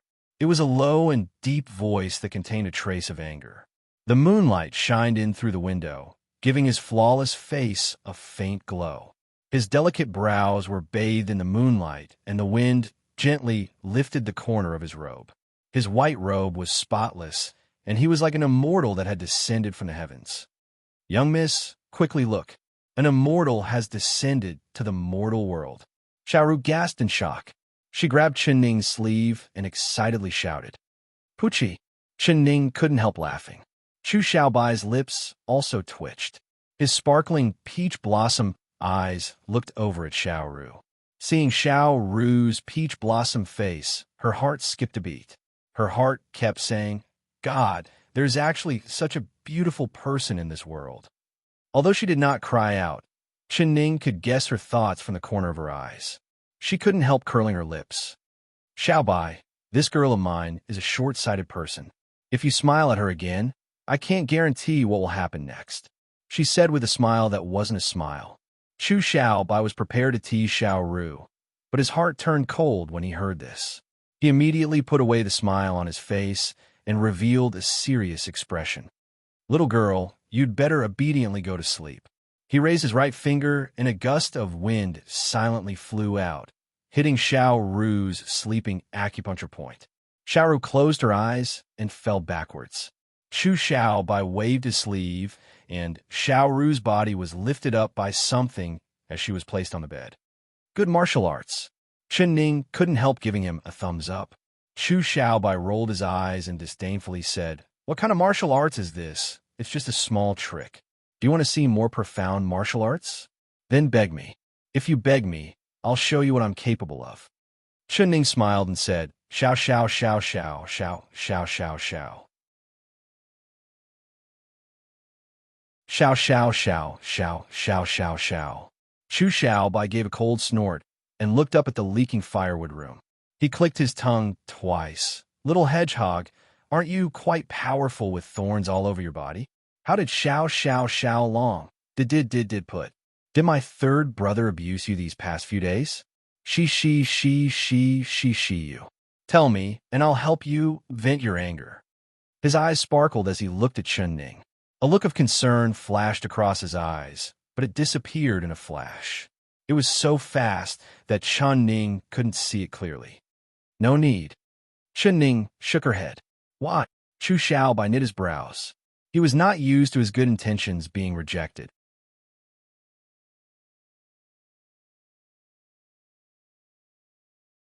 Chapter 130.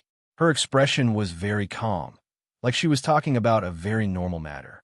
But Chu Xiaobai knew that every word she said was serious. He clapped his hands and said with a smile, "Good, good.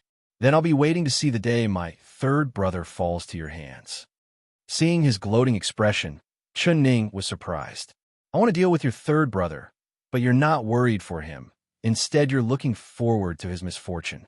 Is he still your blood-related brother?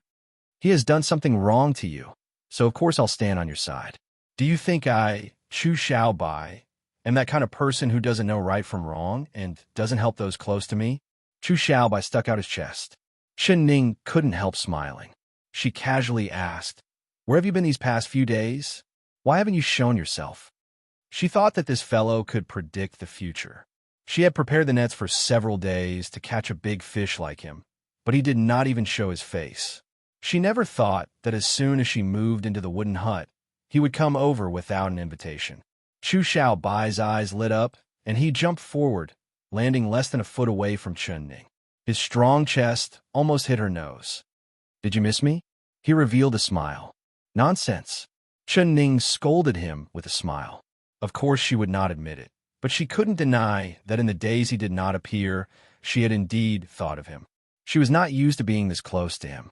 Her upper body slightly leaned back, and she moved back, but her waist was grabbed by him, and she couldn't move. He was very tall, especially when they were looking at each other face to face. She almost had to tilt her head back to see his face. He looked down at her from above and suddenly lowered his head. His flawless face was very close to hers.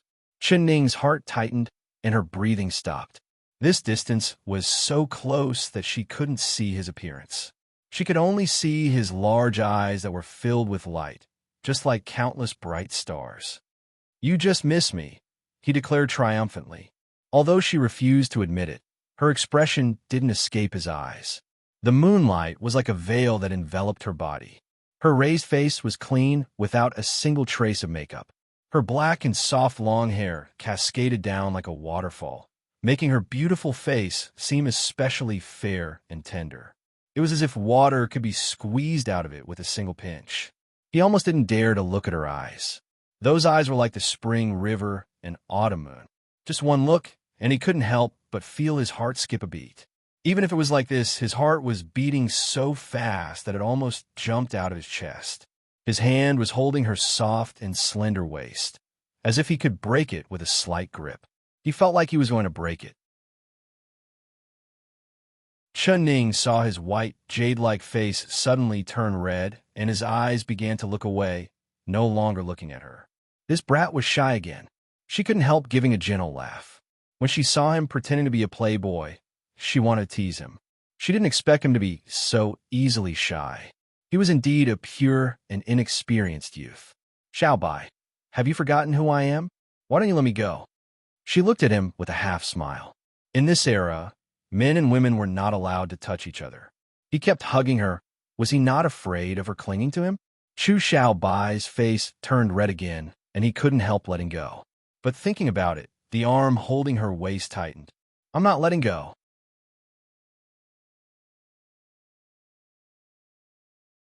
Chapter 131.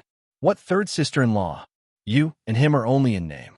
He has never bowed to the heavens and earth with you, nor has he drunk the nuptial wine with you, nor has he slept with you.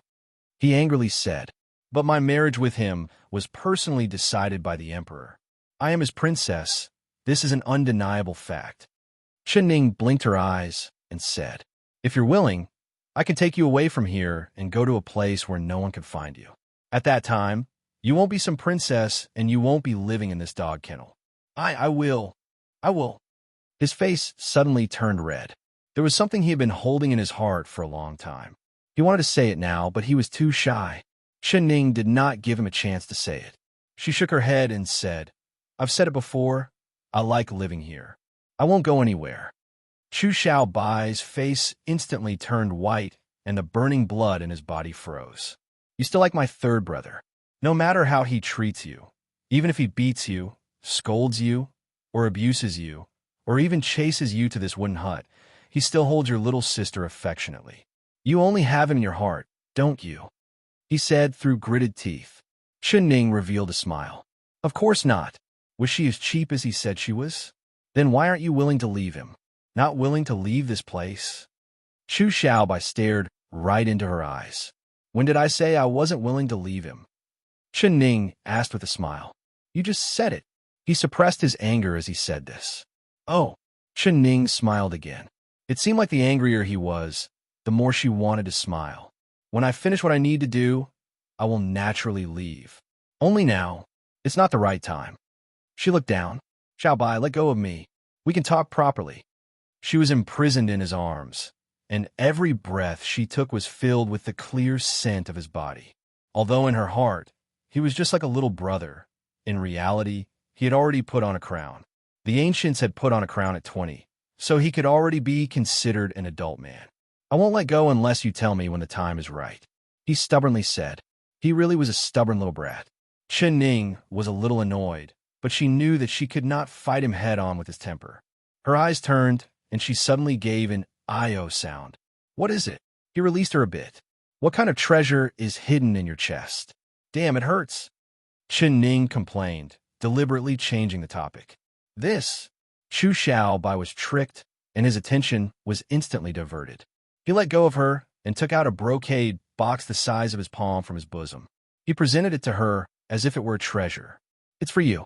He smiled, unable to hide the pride in his eyes. "Xiao Xiao," Chen said. "Chen Xiao Xiao Xiao Xiao Xiao." Xiao Xiao and Xiao Xiao, and one Xiao was Xiao and Xiao Xiao Xiao Xiao Xiao Xiao. Xiao Xiao Xiao, said the Xiao, and could. And Xiao Xiao Xiao Xiao Xiao Xiao the she, and looked. She gently opened the lid of the box and saw that there was another small box inside, but it was tightly wrapped in cotton cloth. She didn't know what kind of trick it was. She suddenly remembered the pranks she used to play with her friends when she was young. She would often put some strange things in a box and lure her friends to open it.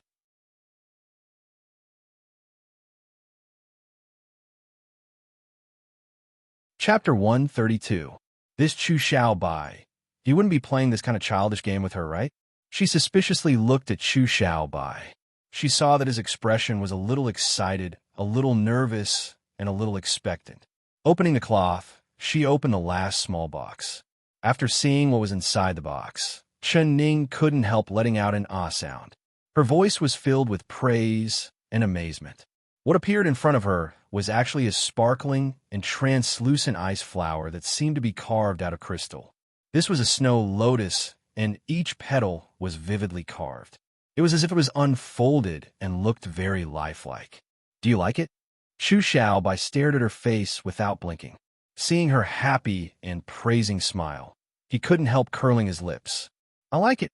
Chen Ning nodded without hiding anything. This beautiful ice lotus was like a work of art. It shone brightly under the moonlight, and the strangest thing was that she seemed to smell a faint lotus fragrance. This fragrance was actually coming from the ice lotus. But this flower was clearly carved from ice, and Chen Ning believed that her eyes were not wrong. So how could it be releasing the fragrance of a real snow lotus? This ice flower, how could it be fragrant? She couldn't help raising her long eyelashes. Coming closer to smell it, the fragrance was even more fragrant. Chu Xiaobai could also smell the sweet fragrance, but it was the fragrance of a young girl coming from her body. It was refreshing and made him feel intoxicated, like he was drinking wine, especially when he saw her sparkling eyes and the faint blush on her cheeks. He was completely stunned. Third brother, was he blind? He actually ignored such a beautiful and moving girl and instead went to pamper that unbearably vulgar Chun Baiyun. At this moment, he was incomparably glad that his third brother did not see her beauty. Hey, let me ask you. Why is this ice flower fragrant? Chen Ning saw that he was staring at her without saying a word, so she couldn't help asking another question. He suddenly realized that he had lost his composure. He coughed in embarrassment and quickly looked away. This is what you wanted? Of course it's fragrant, he casually said. Chen Ning knit her brows, and her face was filled with confusion. That day when you were drunk, you said that you wanted ice fragrant and that you wanted some eggs.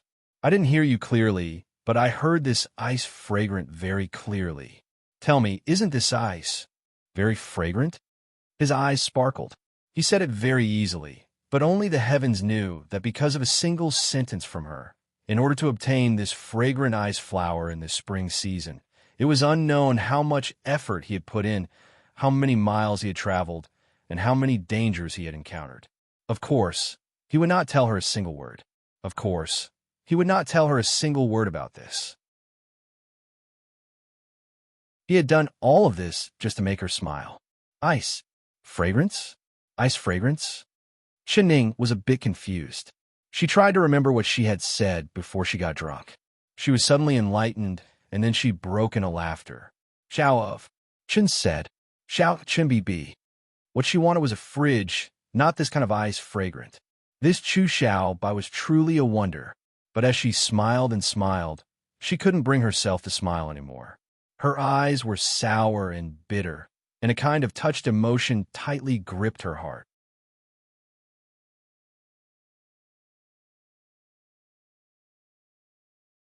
Chapter 133. Xiaobai, why are you this good to me? She softly said.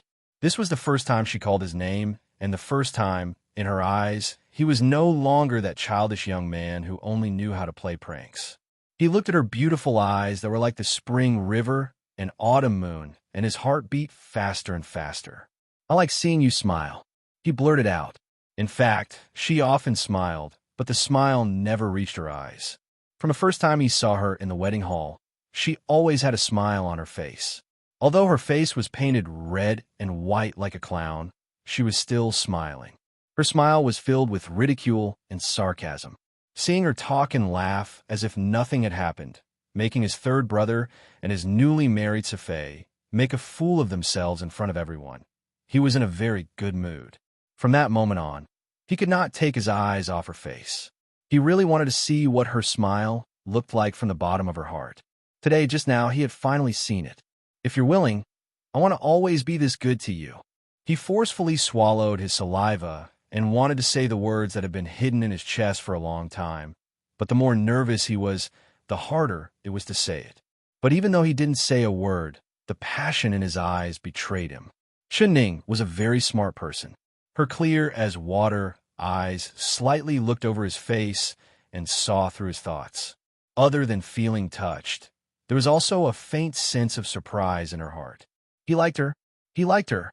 Why? She never believed in love at first sight, and she never believed in any kind of undying love. Especially after seeing that trash, Chu Xiaoyang, she did not have any good feelings towards men surnamed Chu at all. Perhaps Chu Xiaobai was an exception, but he was still young, and it was probably his first time being close to a young girl, so he had a strange feeling for her. Maybe he only liked her face. After his impulse passed, he would naturally throw her to the back of his mind, just like how he suddenly disappeared and then reappeared. Chenning shook her head. Even if he was serious, she did not have the heart to play this game with him right now. I. Seeing the look of resistance in her eyes, his heart became anxious and he wanted to grab her hand. Who would have thought that his foot would trip and he would almost fall to the ground? Chenning couldn't help reaching out to support him. Only now did she notice that there were actually 2 splints on his right leg under his white robe. There were also many white bandages wrapped around it. What happened to your leg? She asked. Nothing, he said in a calm voice as if nothing had happened. It's just a small injury. Is it an injury?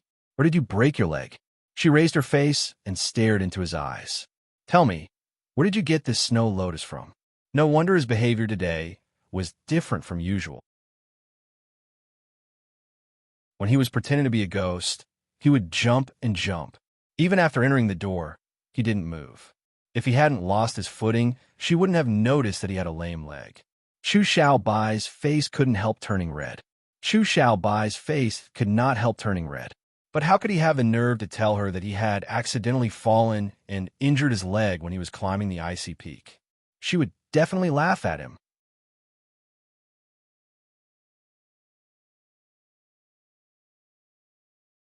Chapter 134. He deliberately said this with a mischievous smile, but there was a trace of nervousness that was hard to detect in his eyes. He was testing to see if she had any feelings for him or not. While waiting for her reply, he felt like his heart had stopped beating. Chenning bit her lips and looked at his handsome face and those beautiful dark eyes in a daze. Her heart suddenly filled with tenderness. She stood on her tiptoes and placed a gentle kiss on his smooth as jade cheeks. This kiss made Chu Xiaobai's ears ring with a wong-wong sound. His heart beat like a drum, and his cheeks were burning hot. He felt like he was dreaming, but the warmth that her lips left on his cheeks was still there. That soft and gentle touch was like a spark, instantly igniting a prairie fire in his chest. But her next words were like a bucket of cold water, instantly extinguishing all of his passion. Xiaobai, treat me like your elder sister. I will treat you like a little brother, she said in a soft voice. Chu Xiaobai's body heavily trembled. He quickly looked up at her, and his eyes were filled with anger and shame. She understood his heart. She understood everything. She had long seen through his unspoken thoughts, but she had used this kind of method to reject him. This was not a rejection, but rather a kind of humiliation. This was a kind of humiliation that no man could endure. In this world, there was no man who could endure being treated as a little brother by the girl he loved the most, and not as a man. He raised his hand and forcefully rubbed his cheek that had been kissed by her. It was like he had touched something poisonous, and because he used too much force, his thin face turned red. Elder sister? I don't need any elder sister. He stared at her, and his lips curled into a sarcastic smile. but his eyes were filled with an ice-cold gaze. "Chen Ning, if you don't like me, then just tell me clearly. I, Chu Xiaobai, am a proud son of heaven. I will not beg you for something you're not willing to give me." The anger in his chest became stronger and stronger. He suddenly grabbed the box in her hand and took out the jade like crystal ice lotus that was releasing a faint fragrance, forcefully throwing it out. With a ding sound, the ice lotus shattered into ice crystals on the ground. However, the fragrance suddenly increased and became even more fragrant. He did not even look back as he waved his sleeve and jumped out the window. With a white flash, he had already disappeared in front of Chen Ning's eyes. There was only the silver moonlight in front of the window that was still releasing a faint glow. Chen Ning slowly lowered her head. If it wasn't for the sparkling ice crystals on the ground, she would have thought that everything was a dream. It really was like a dream. She crouched down and picked up the brocade box that Chu Xiaoyang had thrown to the side. Then she slowly picked up the small pieces of ice crystals and placed them back into the brocade box. She knew that the ice would melt quickly, so she had to collect it as soon as possible. It was unknown what material this brocade box was made of. When the ice lotus was placed inside, there were no signs of it melting.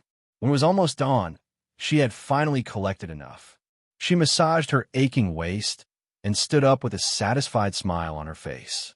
Although it was broken, it was still releasing a faint fragrance. She put the box in her chest. This was the ice fragrance he had given her. Although she had rejected his affection, she would still treasure this exceptionally precious gift. She knew that after he left in a fit of anger, he would never come back.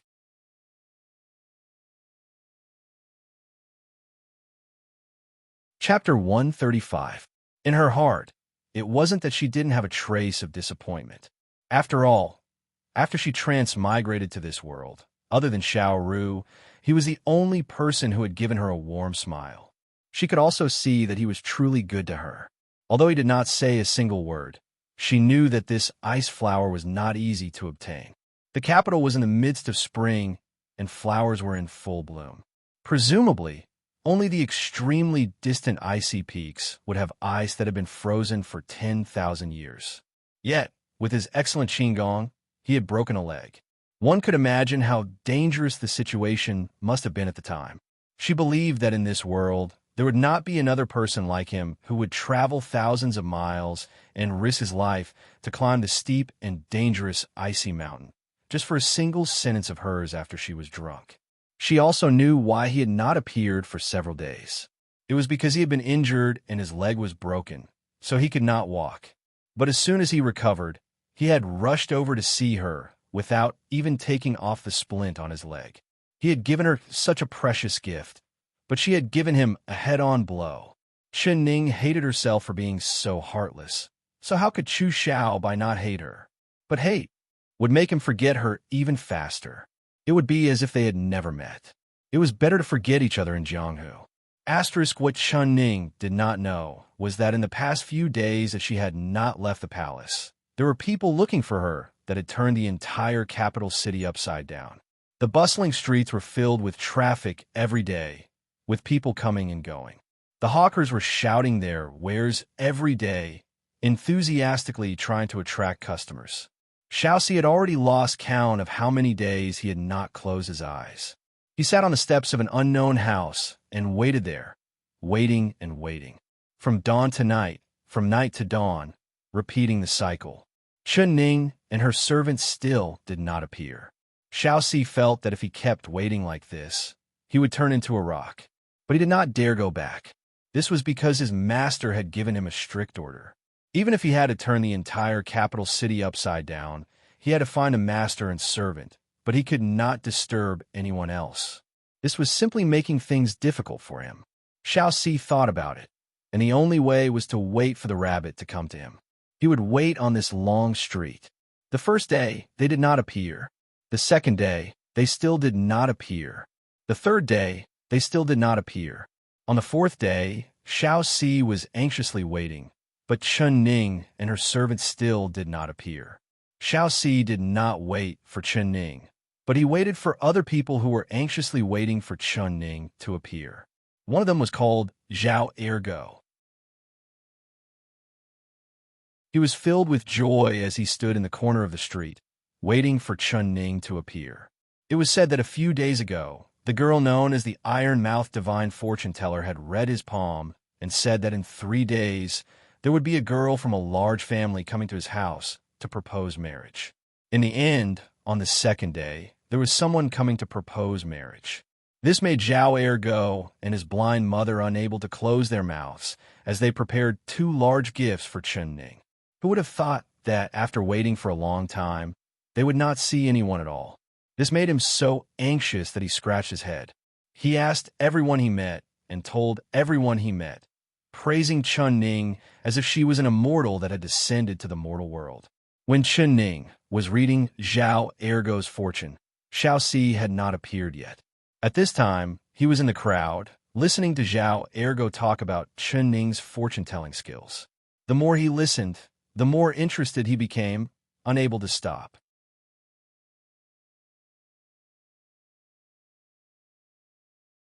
Chapter 136. He suddenly realized why his master had to find her. If she really had the ability to predict the future, she would definitely be able to help his master solve the problem that gave his master a headache. Later, a handsome middle-aged scholar came. He appeared in a much more low-key manner than Zhao Ergo. He just stood at the corner of the street, looking around like he was looking for someone. He didn't see the familiar fortune-telling stall and revealed a look of disappointment. Xiaoxi recognized him with a single glance. This middle-aged scholar was the last person to find Chun Ning to have his fortune told. At that time, he had said that he had lost something, but he didn't say what it was, enduring everyone's dissatisfaction. Xiaoxi remembered that he had a worried look on his face at the time, but now his brows were relaxed and his eyes were bright. "Hey, don't leave."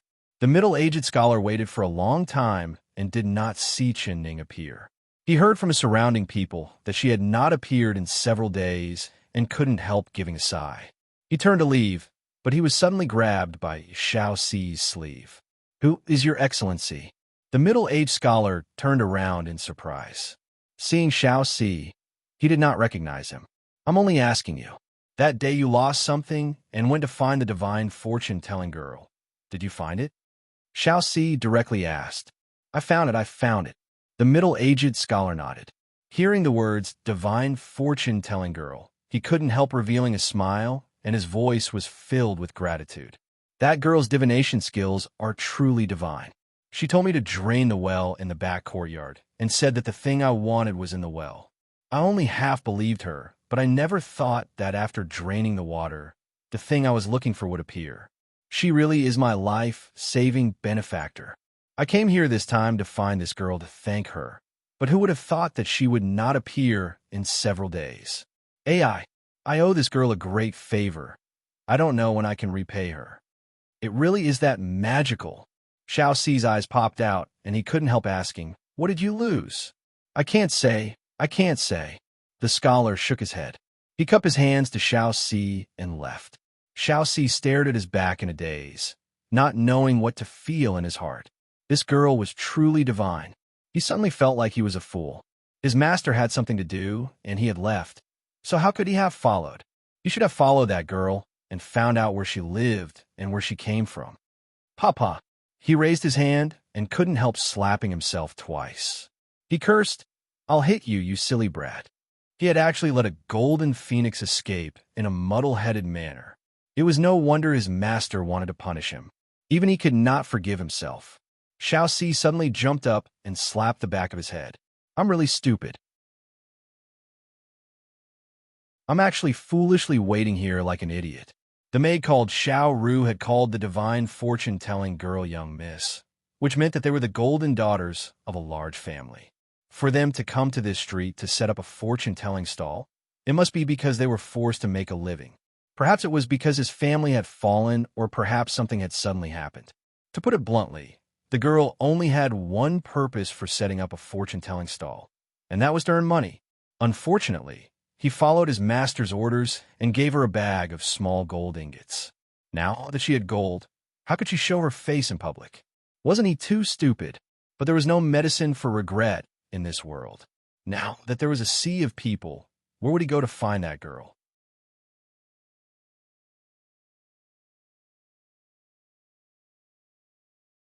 Chapter 137.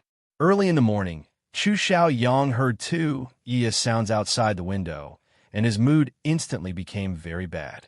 Opening the window, he saw a crow flapping its wings as it flew past the window. Damn! Hearing a crow cry early in the morning, would something bad happen to him again? Chu Xiaoyang had become a bit scared recently. He did not know what kind of bad luck he had. Ever since he married Chun Bai Yun as his concubine, dark clouds began to cover his head, and his luck had never been good. Of course, he blamed all of this on Chun Ning. If she were to die, then his bad luck would also vanish. Only he did not know when that cheap woman would die. From what Immerse said, she wouldn't be able to live for more than a few days. Chu Xiaoyang had already ordered all the servants not to send anything into the wooden hut. He did not believe that if he did not give her anything to eat or drink, how long would a sick person like her last? Your Highness, this is bad. This servant has received news that the eldest princess's phoenix carriage will be coming to our palace soon. Chu Xiaoyang was currently enjoying his breakfast when housekeeper Su quickly came in to report with an anxious expression. His face instantly sunk, and he coldly looked at housekeeper Su before shouting, "Housekeeper Su, you're becoming more and more unruly. The eldest princess is this king's royal aunt. She's coming to visit this king, and you're saying this is bad. Do you even know how to speak?" Housekeeper Su's body trembled, and he quickly kneeled down to say, "Your Highness, this is really bad. I don't know where the eldest princess received the news that the princess is seriously ill. She's coming to visit the princess consort this time." What? Chu Xiaoyang suddenly stood up and almost flipped the table. His brows knit together. My royal aunt does not know that cheap woman, and I've never heard of them having anything to do with each other. Why would she come to visit that cheap woman? This servant does not know, but the eldest princess Phoenix carriage will soon arrive at our door. What should we do? Your Highness, please tell us. Housekeeper Su said in a trembling voice. Chu Xiaoyang's mind was in chaos. He kicked Housekeeper Su and angrily said, "You need this king to tell you everything. What use is a housekeeper like you?" Housekeeper Su endured the pain and rolled back to kneel in front of Chu Xiaoyang. "Your Highness, in this servant's opinion, why don't we quickly move the princess out of the wooden hut and deal with the eldest princess? Then let that cheap woman return to her original place," Chu Xiaoyang said without even thinking. Housekeeper Su's face was like a bitter gourd as he said, "That won't do, Your Highness. The place that the princess used to live in is far away, and the courtyard has not been maintained for a long time. If the eldest princess sees that the new room that Your Highness has prepared for the princess is like this, I'm afraid. This won't do. That won't do. Then what should we do?" Chu impatiently said. Whenever he heard the word princess, he would feel a headache coming on. "Your Highness, a little impatience will ruin a great plan. The princess is already seriously ill, and she doesn't have many days left. How about Your Highness grant her a favor and give her a good place to stay for 2 days? What does Your Highness think?" Housekeeper Su carefully suggested. Chu Xiaoyang's heart was 100 times unwilling, but thinking of the eldest princess, he could only helplessly nod.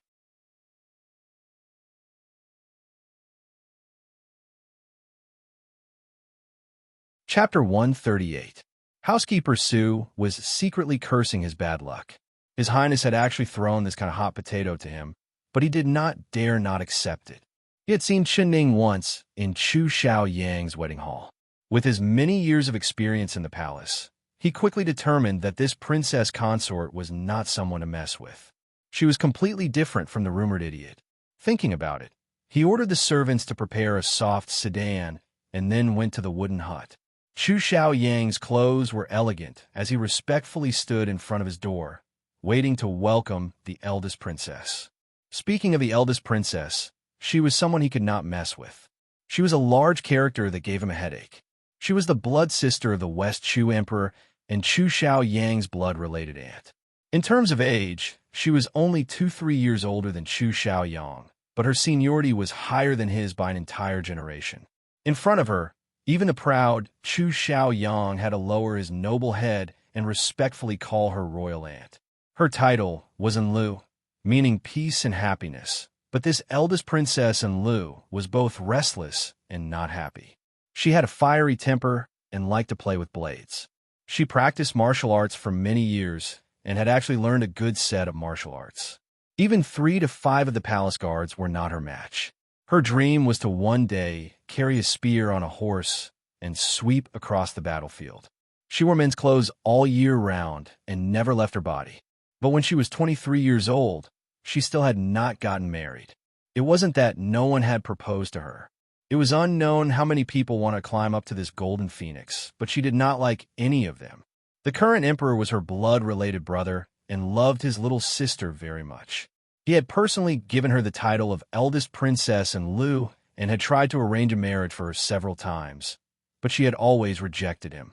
She had the personality of a man, so how could she lower herself to marry a weak scholar that couldn't even beat her?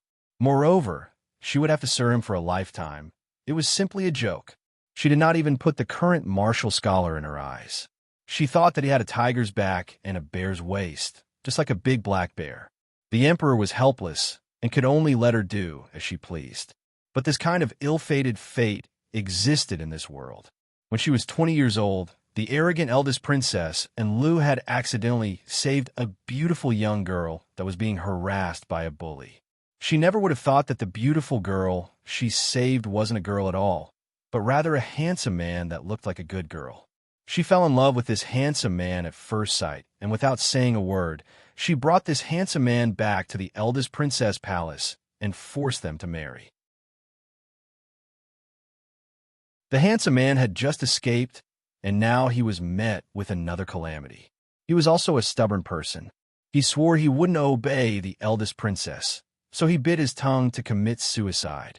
The eldest princess liked him to the extreme. She didn't dare force him, so she imprisoned him in her palace.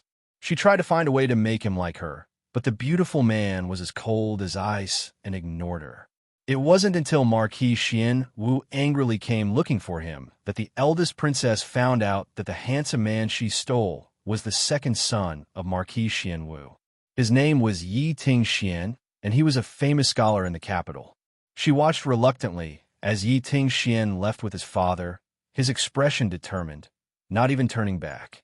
The emperor sent several decrees to betroth her to Yi Ting Xian, but Yi Ting Xian refused each time. He made a heavy vow that if the eldest princess continued to force him, he would die.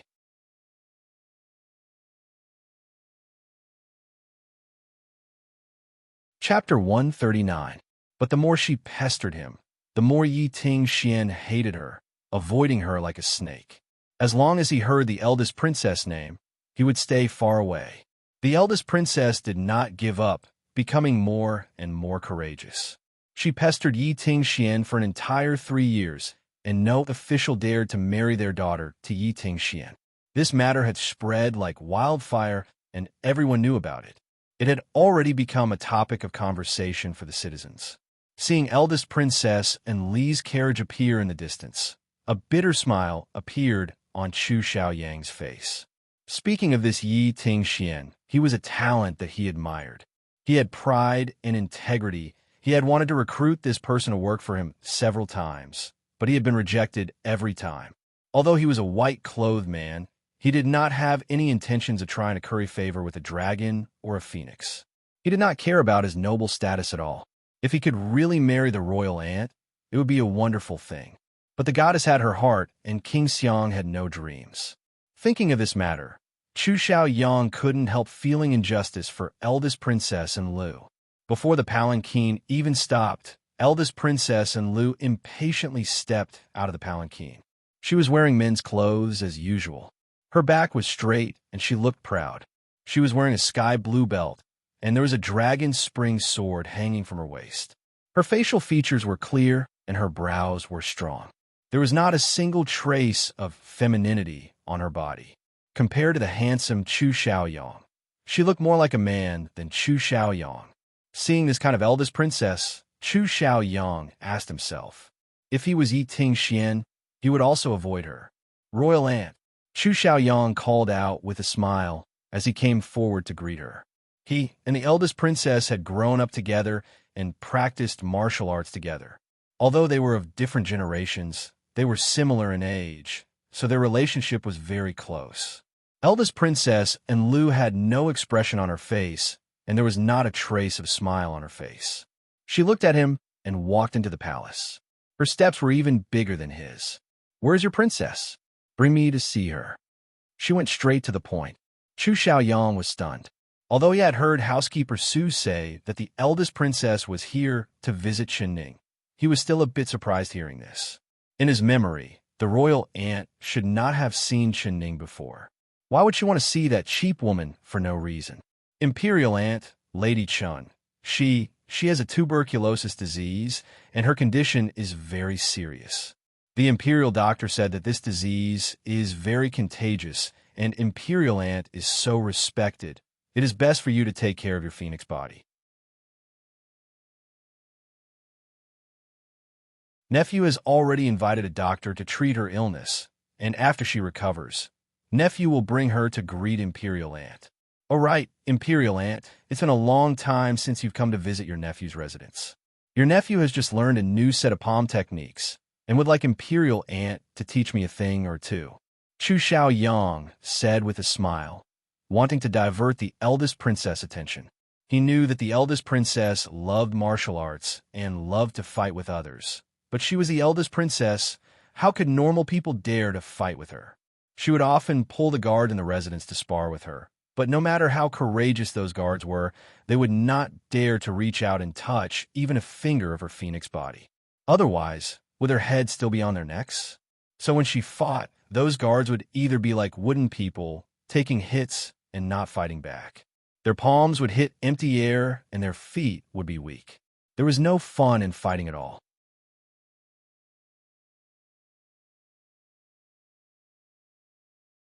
Chapter 140. Of course, Chu Xiaoyang would not be too serious.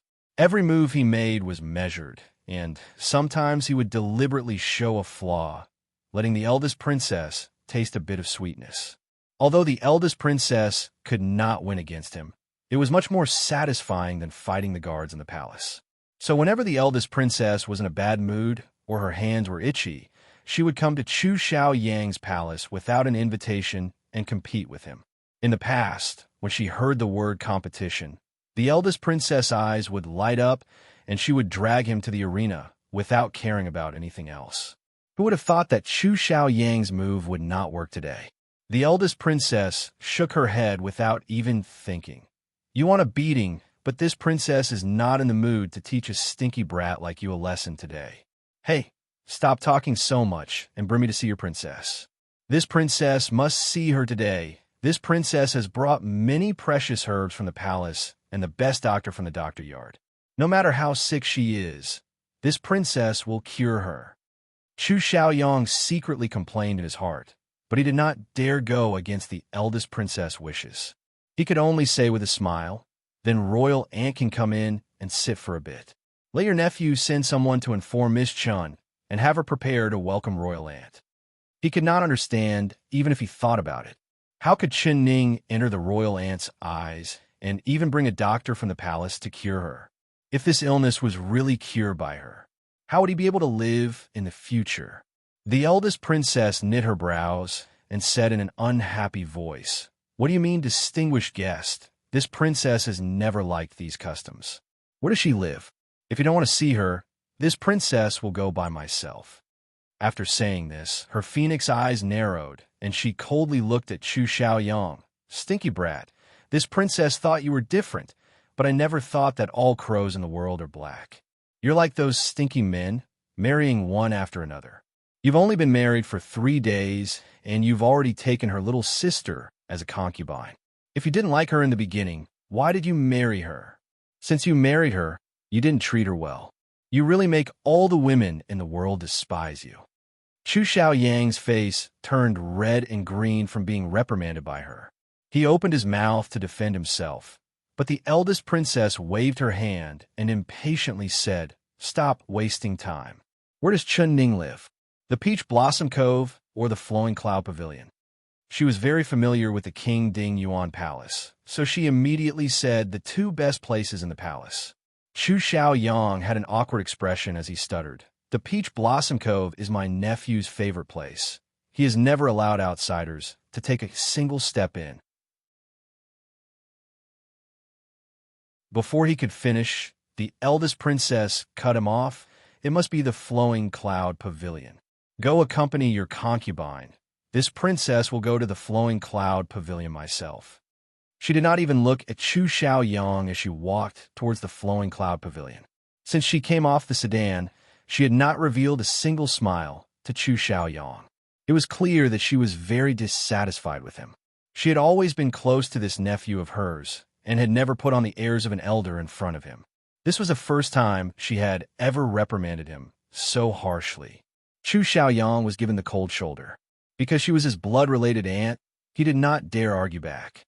He could only swallow his anger and follow behind the eldest princess. "Royal aunt, let's first go to the martial field and stretch our muscles. This new palm technique that nephew has learned is extremely powerful." Is royal aunt afraid of nephew and doesn't dare to spar with nephew?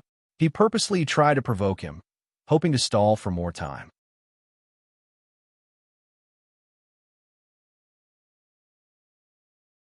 Chapter 141.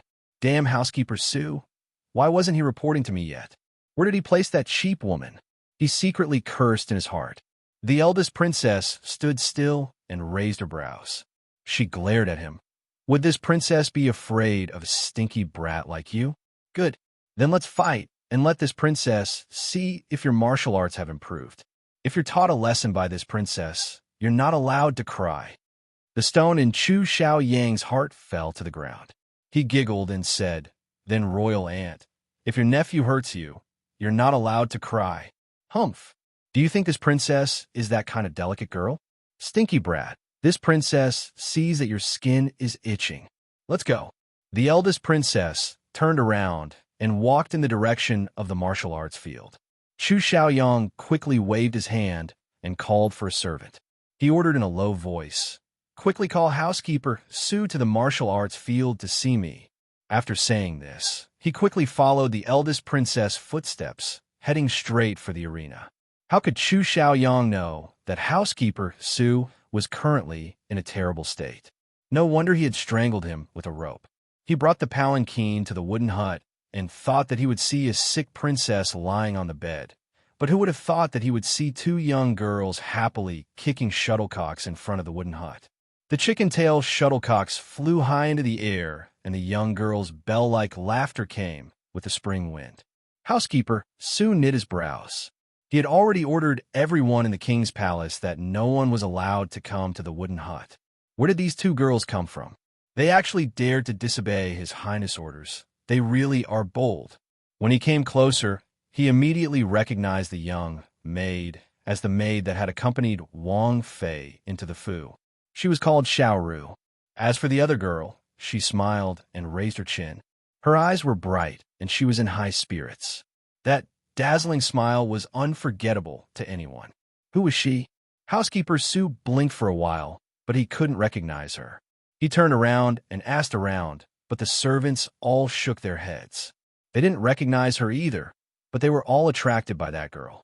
He walked forward with a calm face. Before he could say anything, Chen Ning looked over from the corner of her eyes and saw him. Then her eyes fell onto the palanquin behind him. She came so fast. She slightly curled her lips and put away the shuttlecocks. She nodded at housekeeper Sue, but she did not say anything. Housekeeper Sue saw her proudly standing there with a noble expression, making his heart filled with anger. Everyone in the mansion knew who he was, who didn't lower their heads when they saw him. But when this girl saw him, she actually raised her head high, completely not putting him in her eyes. Who did she think she was? She was just a girl who wanted to climb into His Highness's bed with her looks. Housekeeper Sue gave a heavy snort. Housekeeper Sue, what's your name? Where are you working? His tone was very unfriendly. Sue didn't say anything. Xiao Xiao Xiao Sue's. Xiao Ru stepped forward and pointed at housekeeper Sue as she shouted. Who are you? You. You actually dared to shout at the princess consort. How dare you? Xiao King Princess. Princess. Xiao Want. The princess. Housekeeper Sue took 3 steps back in shock as he stared at Chun Ning with wide eyes. Wasn't the princess seriously injured and suffering from tuberculosis? Wasn't she on the verge of death? Why was she laughing, jumping, and happily kicking the shuttlecocks? Could it be that the person in front of him was not a person, but a ghost?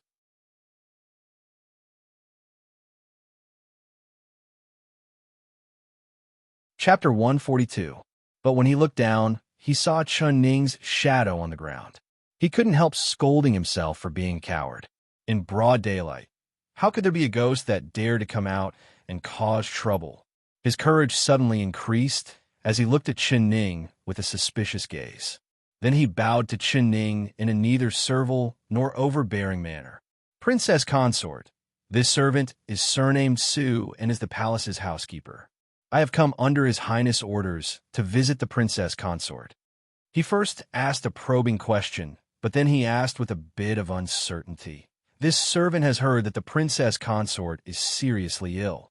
Are you really the princess consort? How could he recover from his illness in just one night? Could it be that she had eaten some miraculous medicine? Chun Ning's eyes swept over him and saw the doubt in his eyes. Then she softly said, That's right, this princess was indeed sick. Moreover, it wasn't light at all, almost died. Speaking of which, this princess being able to be cured in one night is all thanks to His Highness' grace. His Highness' grace? Housekeeper Sue's heart was even more confused. Did he not understand His Highness' thoughts? His Highness wanted the princess in front of him to die as soon as possible, so why would he give her any grace? That's right, this princess was so sick that she only had a single breath left. Thanks to His Highness' grace, this princess was sent to this quiet place. It seems like housekeeper Sue also contributed to this matter, right? Chun Ning curled her lips, and her voice was filled with sarcasm. Housekeeper Sue's face turned red as he lowered his head, not daring to make a sound.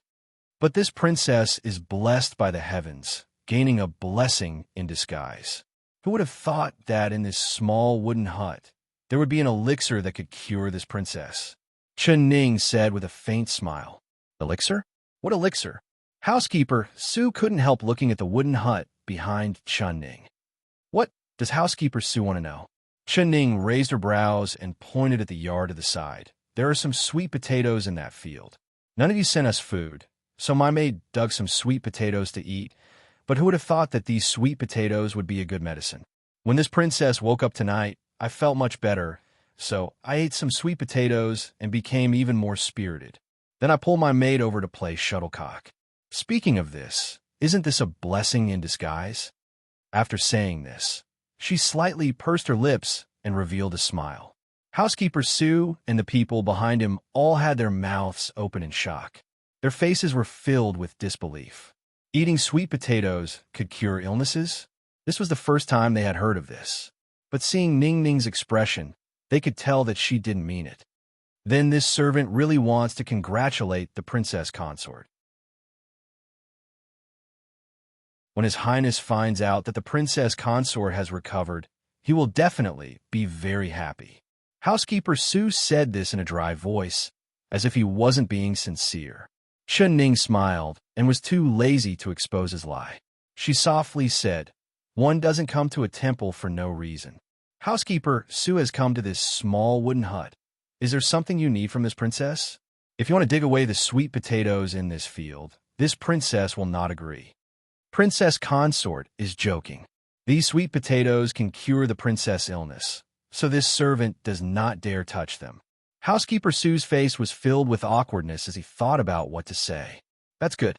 If you have something to say, then say it. Chun Ning impatiently looked up. Housekeeper Sue's eyes darted around, and he suddenly had an idea.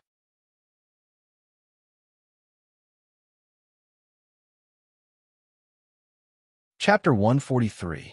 His lie was very pleasant to hear. He thought that after Chen Ning heard that His Highness was going to see her, she would be very happy and enter the sedan without any hesitation. Who would have thought that Chen Ning would give a cold snort and say with a serious face, "He wants to see me, but this princess doesn't want to see him. What is there to see about him? Go back and tell your highness that this princess is living very well here and doesn't want to go anywhere else." After saying this, she flicked her sleeves and turned to enter the wooden hut. Xiaoru made a face at housekeeper Su and then followed behind Chen Ning. Housekeeper Su was stunned, standing there in a daze. Chen Ning's attitude was very firm. There was no room for negotiation at all. But the eldest princess was about to arrive, and she wanted to see her. He couldn't let the eldest princess see the respected king Ding Yuan's legal princess live in a broken wooden hut like this, right? If this was spread to the ears of the citizens of the capital, His Highness' face would be gone. If this was spread to the emperor's ears, he would be enraged, and His Highness would not be able to bear the consequences. Housekeeper Su couldn't help secretly blaming His Highness, giving him this hard bone to chew. If he couldn't do this well, His Highness would not forgive him. When he thought of His Highness' cold and emotionless personality, he couldn't help shivering. No matter what, he had to invite the princess out of the wooden hut before the eldest princess arrived. Even if he had to use force, he would not hesitate. Housekeeper Su made up his mind. He took 2 steps forward and arrived at the door of the wooden hut, giving a soft cough.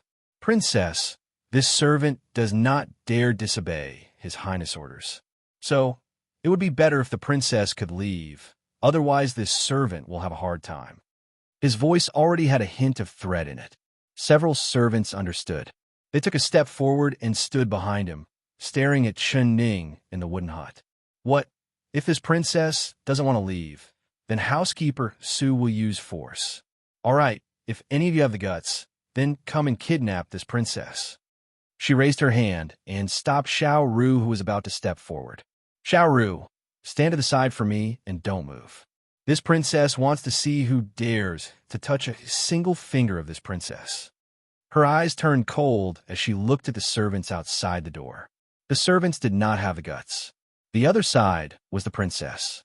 Even if she did not have His Highness' favor, her status was still there. Housekeeper Su saw that he could not force her. Could he not lure her? And could Chen Ning not move at all? He suddenly felt a headache coming on.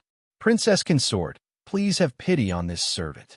If I can't complete this task, His Highness will be angry and will definitely take this servant's life. Please give this servant a way out." Housekeeper Su could not be forced, so he used soft force. So he kneeled down and kneeled to kneel in front of Chen Ning. His heart was filled with anger and hatred. If it wasn't for the eldest princess wanting to see him, how could he kneel to a princess who had lost her power? "Housekeeper Su, tell me clearly, why do you want me to leave this woodshed?" Chen Ning sat in the chair, not moving at all. A pair of autumn-like eyes fell on a Housekeeper Su's face, making Housekeeper Su feel a bit guilty. This, he stammered. Under Chen Ning's penetrating gaze, he found that he could not make up a single lie. He gritted his teeth and could only tell the truth.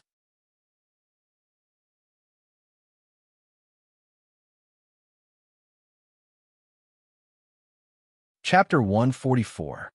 So it's like this. Chen Ning gave a cold laugh. Her eyes were like cold lightning as she stared at Housekeeper Su. Housekeeper Su's face turned red, and he could not raise his head. "All right, since it's like this princess won't make it hard for you. It's not hard for this princess to leave the wooden hut, but this princess only has 2 conditions. Go tell your highness, and if you can do it, then this princess will immediately leave." Housekeeper Su was filled with joy. He let out a sigh and quickly asked, "Princess, please speak. What are your 2 conditions?" This princess' 2 conditions are very simple. They are not hard at all. This princess has heard that the best place in the king's palace is the Peach Blossom Cove. Chen Ning slowly said. Housekeeper Su's heart skipped a beat, and he quickly replied, "Reporting to the princess, this Peach Blossom Cove is His Highness' forbidden area. Other than His Highness, no one in the palace is allowed to enter." Chen Ning gave a cold laugh. "Aren't you afraid?" No matter how good Chu Xiaoyang's place is, this princess doesn't care. I've heard that the Flowing Cloud Pavilion has a beautiful environment and is spacious and bright. This princess wants to move to the Flowing Cloud Pavilion.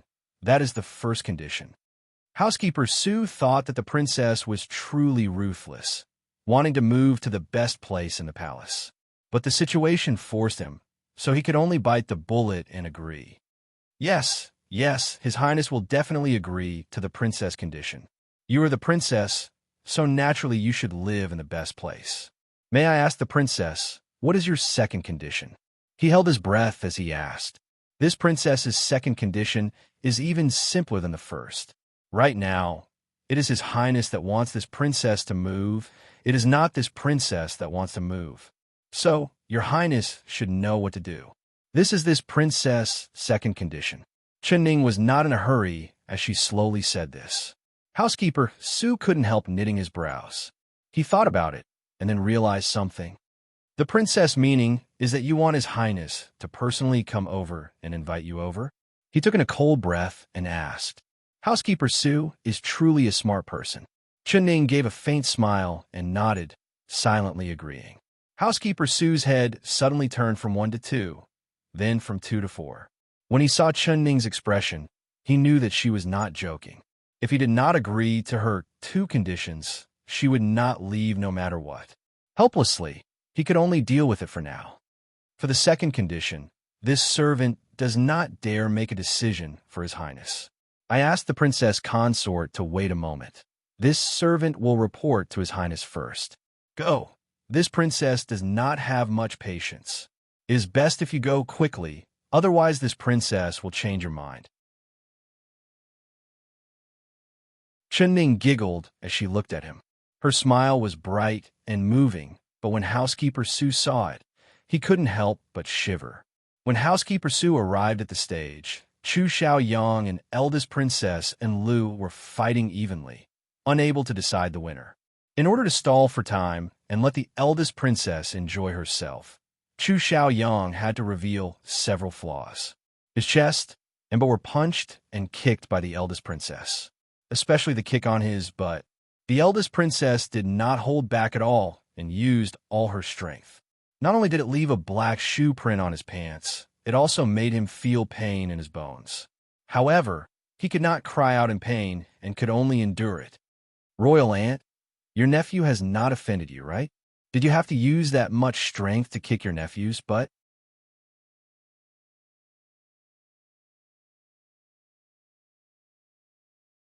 Chapter 145. Humph. The eldest princess gave a cold snort, and there was not a trace of smile on her face. Without saying anything, she raised her right palm and sent a palm at the right side of Chu Xiaoyang's face. If Chu Xiaoyang didn't dodge fast enough, he would have been hit by a 5-finger mountain. Royal Aunt, wait a bit.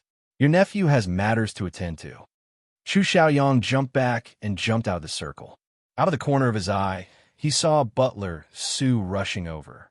You can't beat me, so you want to run? The eldest princess was having fun fighting, so how could she let him leave? She sent out another kick at Chu Xiaoyang's butt. Put-ong. Chu Xiaoyang couldn't dodge in time and was kicked by her. With a put-ong sound, he fell face first onto the ground and ate a mouthful of mud. He was angry and annoyed.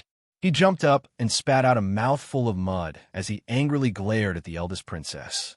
Royal Aunt, sneak attacking me from behind is against the rules of Jianghu. The eldest princess gave a pei sound. Stinky brat, your newly learned palm technique isn't that great.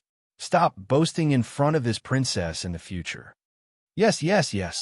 It's a good thing Royal Aunt taught me. Otherwise your nephew would have been tricked by the martial artist who taught me palm techniques. I asked Royal Aunt to wait a bit. Your nephew will go change his clothes and then accompany Royal Aunt to visit this king's princess. Chu Xiaoyang could be considered a clever person, quickly finding a dignified reason. The eldest princess did not doubt him. Seeing that he was willing to go see Chenning with her, she nodded. Chu Xiaoyang pulled Housekeeper Su to an empty corner in one breath.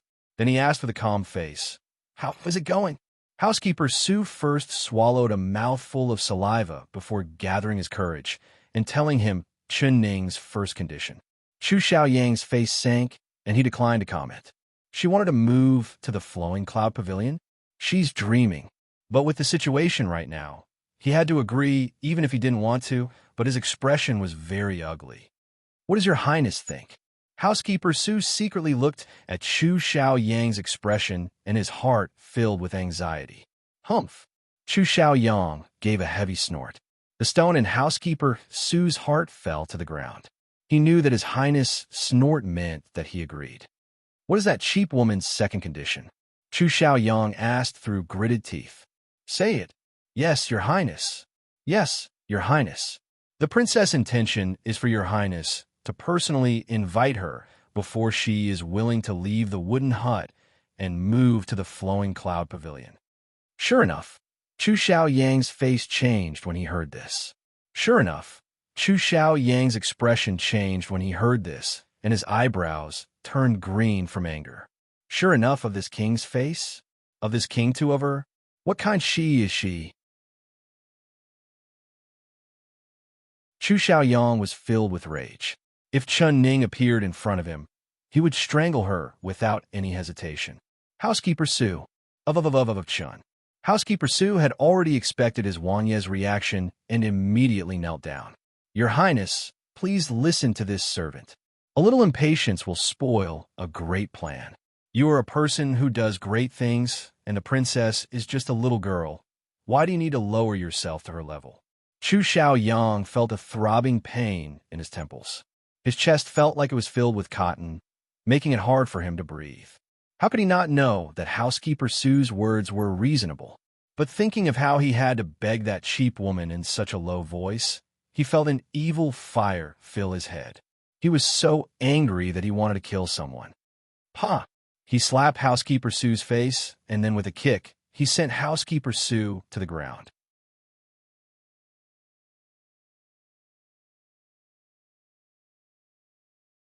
Chapter 146. Housekeeper Su did not dare argue and did not dare resist. He endured the pain as he lay on the ground, letting him beat him. After Chu Xiaoyang vented his anger, he felt his anger dissipate a bit. Looking at Housekeeper Su, who had been beaten black and blue, he let out a heavy breath. Scram for this king. Lead the way, we're going to the wooden hut.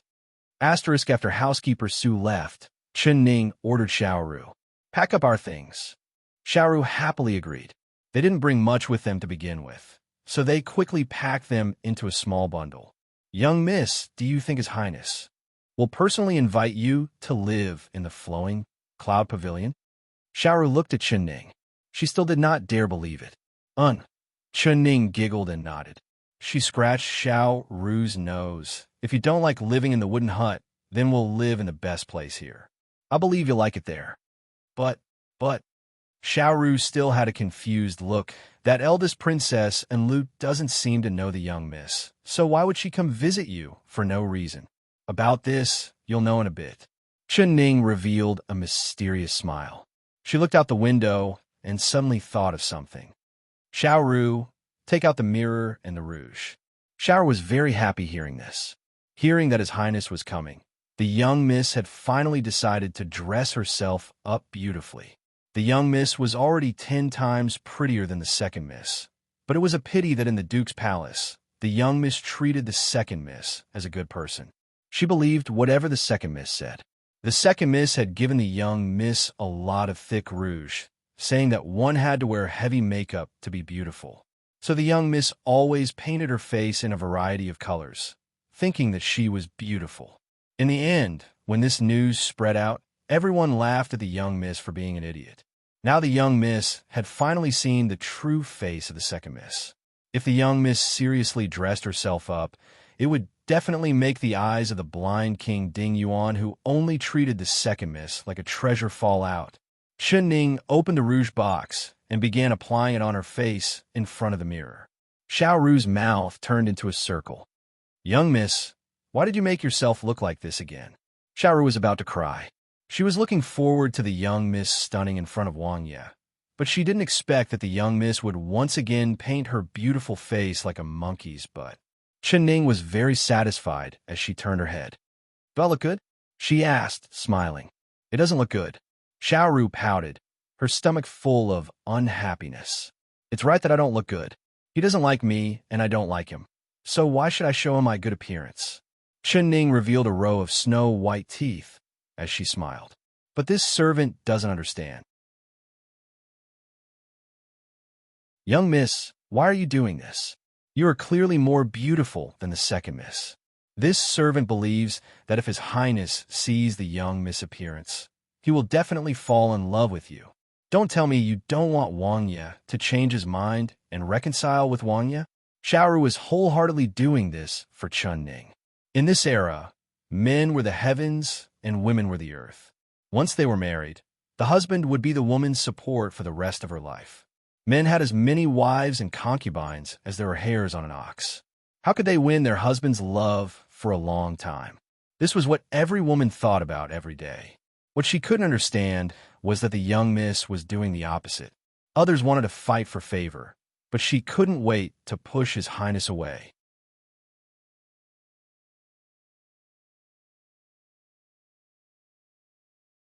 Chapter 147.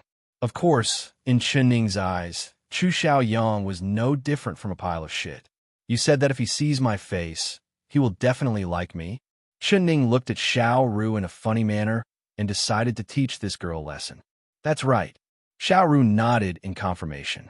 If I grow old one day and my face is not as beautiful as it is now, with my face covered in wrinkles and my hair turning white, do you think he will still like me? Chunning asked. This. Xiaoru was stunned, unable to answer. He definitely won't like me, right?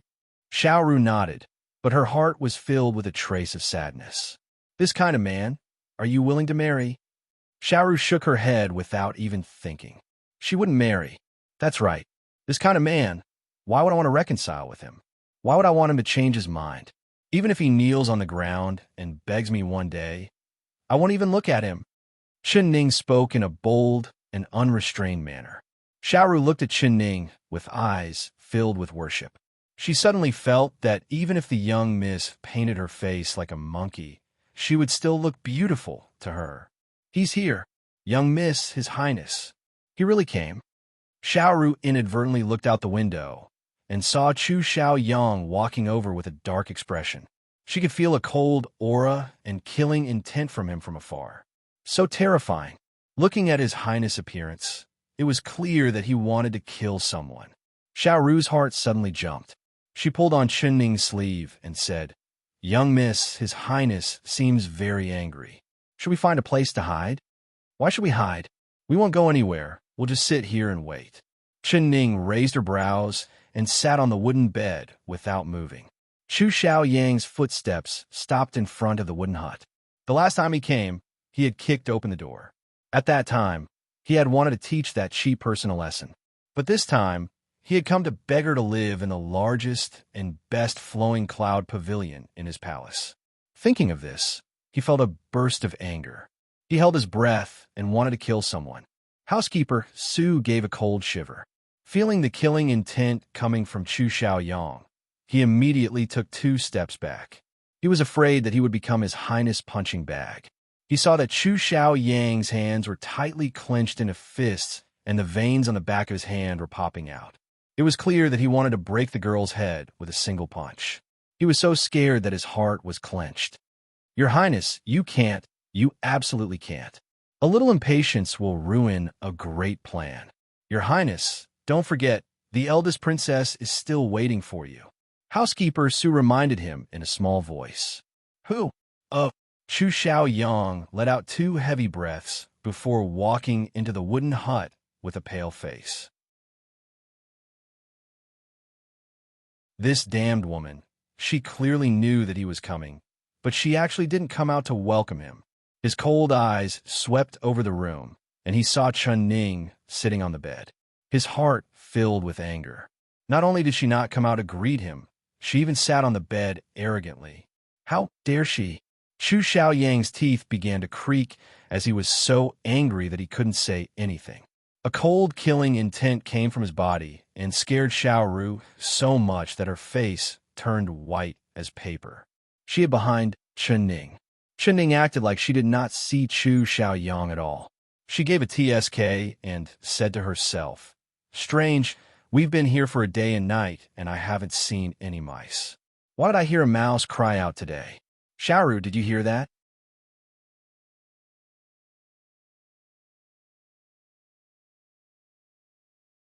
Chapter 148. Where is the mouse? It was clearly the sound of His Highness grinding his teeth. This princess consort really was bold, daring to laugh at His Highness in front of his face. But none of them dared to laugh, so they could only hold it in. They all buried their heads and shrugged their shoulders. Even housekeeper Su was not an exception. Xiaoru did not understand Ning's meaning and stupidly said, "This servant heard it." There really was a mouse crying out, and it seemed to be a large mouse. As soon as her voice fell, a strange chi sound came from outside the door. Housekeeper Su and the servants could not hold it in anymore. Although they closed their mouths, they could not suppress the laughter that leaked out from between their teeth. What is this sound? A mouse farting? Ning couldn't help knitting her brows and covering her nose with her sleeve. The veins on Chu Xiaoyang's forehead were popping out, and he was filled with anger. He almost made a move to kill someone, but without knowing why, when he heard Ning say mouse farting, he suddenly felt an inexplicable sense of joy. The anger that was about to erupt from his chest had unknowingly disappeared. The corner of his mouth twitched, and he actually wanted to laugh. It was a good thing he held it in. Damn, how could he be amused by this slut's words? He gave a heavy snort. His eyes fell on Ning's face, and then he looked away with a look of disgust. That red face, painted like a monkey's bottom, entered his line of sight, and it reminded him of the scene when she appeared in the wedding hall. A deep sense of disgust and anger filled his heart. "This king is here. You can leave now," he coldly said. His voice was filled with disgust, and he did not even want to look at Ning. "Yo, so it's your highness' arrival. This princess has not gone out to welcome you. I don't know why your highness has come to this small wooden hut. What is it for?" Ning said with a smile. The more he hated her, the happier she felt. Being able to make Chu Xiaoyang unhappy, she did not feel tired at all. She could not beat him, but she could anger him to death. "Humph, you already know the answer." Chu Xiaoyang's face turned livid with anger, and he heavily waved his sleeve. "Could it be that your highness heard that this princess was about to die, so you came to see this princess one last time? Then I'll have to disappoint your highness. This princess obtained a blessing from this disaster. Coming to this small wooden hut, I found a miracle pill that cured this princess' illness." Ning continued to say with a smile. Chu Xiaoyang had already heard housekeeper Su report this matter. His heart was filled with hate for this cheap woman Luck. Now that Ning mentioned it, his intestines turned green with regret. If he had known earlier, he wouldn't have sent her to the woodshed. Perhaps the slut would have died long ago. Less nonsense. Eldest princess and Lu has come to visit you. This wooden hut is not suitable for guests, so you should move to the flowing cloud pavilion. Chu Xiaoyang endured and endured, barely managing to control the anger that was about to explode and say these words. Xiaoyang had to say and say. He was afraid that if he stayed any longer, he wouldn't be able to stop himself from taking that woman's life. As soon as he stepped out of the wooden hut, Ning's lazy voice came from behind him. Chu Xiaoyang's footsteps stopped, but he did not turn around. In a low voice, he said, "Is there something else? It's not impossible for this princess to move to the flowing cloud pavilion, but we need to agree on 3 rules first." "What 3 rules?"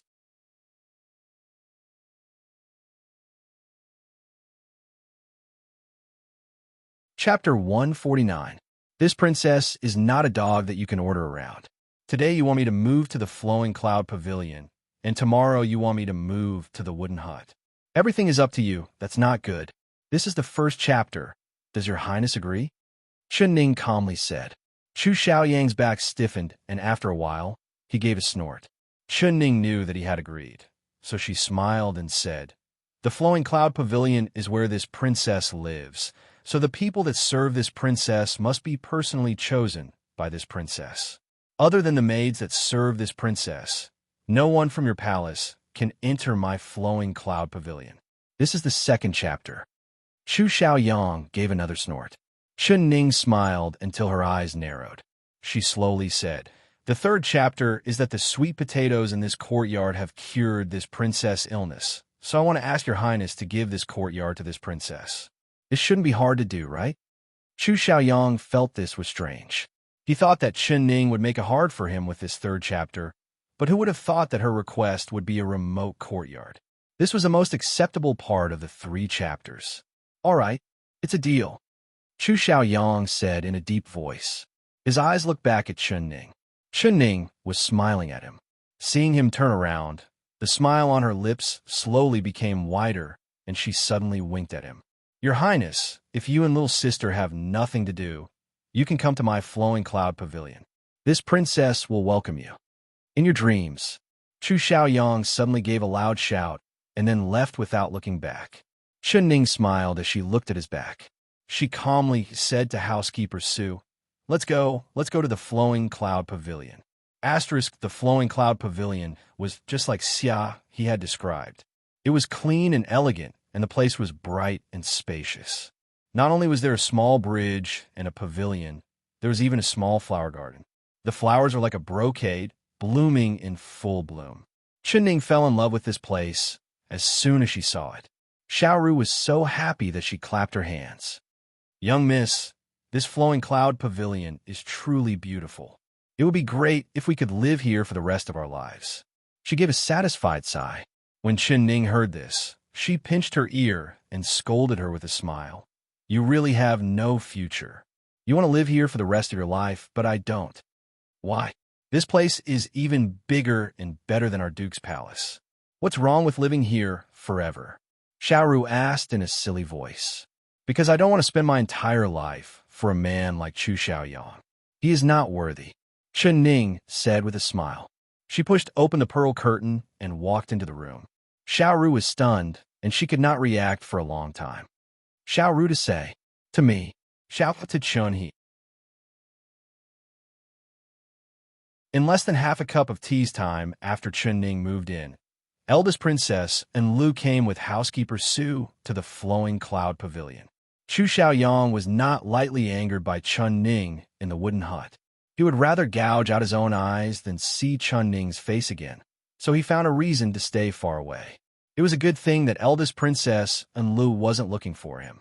Him not coming was within eldest princess and Li's expectations.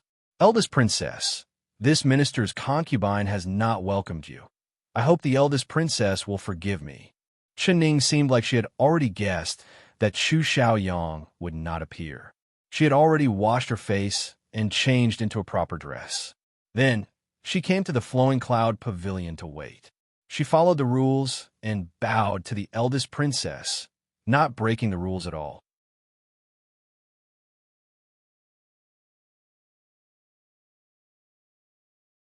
Chapter 150. Housekeeper Su looked at her with a strange expression. He did not dare believe that this polite and well-mannered Chun Ning in front of him was the arrogant princess that he had seen in the wooden hut that did not put his highness in her eyes at all. It was like she was a completely different person. "You're Chun Ning? Stand up and talk." Eldest princess and Lu had a straightforward personality, just like a man. However, she was, after all, a noble daughter of the heavens. Her standards were not ordinary, and not everyone could enter her discerning eyes. Looking at the entire capital, the number of people that could enter her eyes could be counted on 5 fingers. Although she was a woman, she looked down on women the most. Housekeeper Su thought that when she saw Chun Ning, she would give the other side a show of strength. He never thought that although the eldest princess did not have any expression on her face, she did not reveal any disgust or impatience. This was just too strange. This princess heard that you were sick and very sick, so this princess came to visit you. Seeing you now, you don't look like you're sick at all. Could it be that someone is deliberately lying to this princess? Eldest princess and Li's eyes turned cold as she coldly looked at housekeeper Su. Housekeeper Su quickly kneeled down and reporting to the eldest princess The princess consort was indeed sick a few days ago, but the princess consort was very lucky. After taking a miracle pill, she was cured in a single night. There is such a miraculous pill in this world that can cure a sick person in a single night. Housekeeper Sue, you're not exaggerating, right? Tell me, what kind of miracle pill is this? If there really is such a pill, this princess would also like to have a few. Eldest princess and Lou clearly did not believe him. Housekeeper Sue was covered in a cold sweat. This servant does not dare lie to the eldest princess. This matter is completely true. If the eldest princess does not believe me, you can ask the princess consort. He was a very experienced person, throwing the problem to Chun Ning with a single sentence. Eldest princess and Lou turned to look at Chun Ning. Is this true? Chun Ning revealed a faint smile and bowed to the eldest princess as she said, "The eldest princess has come to visit this minister's concubine. This minister's concubine is very grateful. This matter is a long story, so I asked the eldest princess to come in." All right. The eldest princess did not say anything else and walked in first. Her attendants and guards followed closely behind her with gift boxes and other items in their hands. Housekeeper Sue did not move an inch. He had come under Chu Xiao Yang's orders to find out why the eldest princess was looking for Chun Ning. So how could he leave so easily? Chun Ning smiled as she looked at him, but she did not say anything. They walked through the 9 winding corridors and entered the main hall of the flowing cloud pavilion.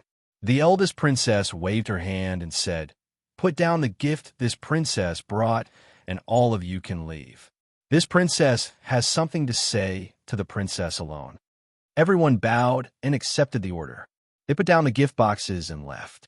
The entire hall only had the eldest princess, and there was only the eldest princess. He didn't know whether to leave or stay. If he left, he would not be able to complete the task given to him by the prince. But if he stayed, why are you still here? The grand princess glanced at him from the corner of her eyes and saw him. Her face was filled with displeasure. Reporting to Princess Royal, His Highness ordered this servant to serve Princess Royal and Princess Consort well. So this servant does not dare to leave. Housekeeper Sue braced himself and said. The eldest princess raised her brows and shouted, "Scram! Your servant scram! Your servant will scram right now." That you're tuning in to the Romance Rendezvous YouTube channel. We're so grateful for your support, and don't forget to subscribe to join us on this incredible journey through captivating stories. Your generosity through donations truly makes a world of difference, as it's the primary source of revenue that allows me to expand and enhance this channel for you. Thank you from the bottom of my heart for being a part of this adventure.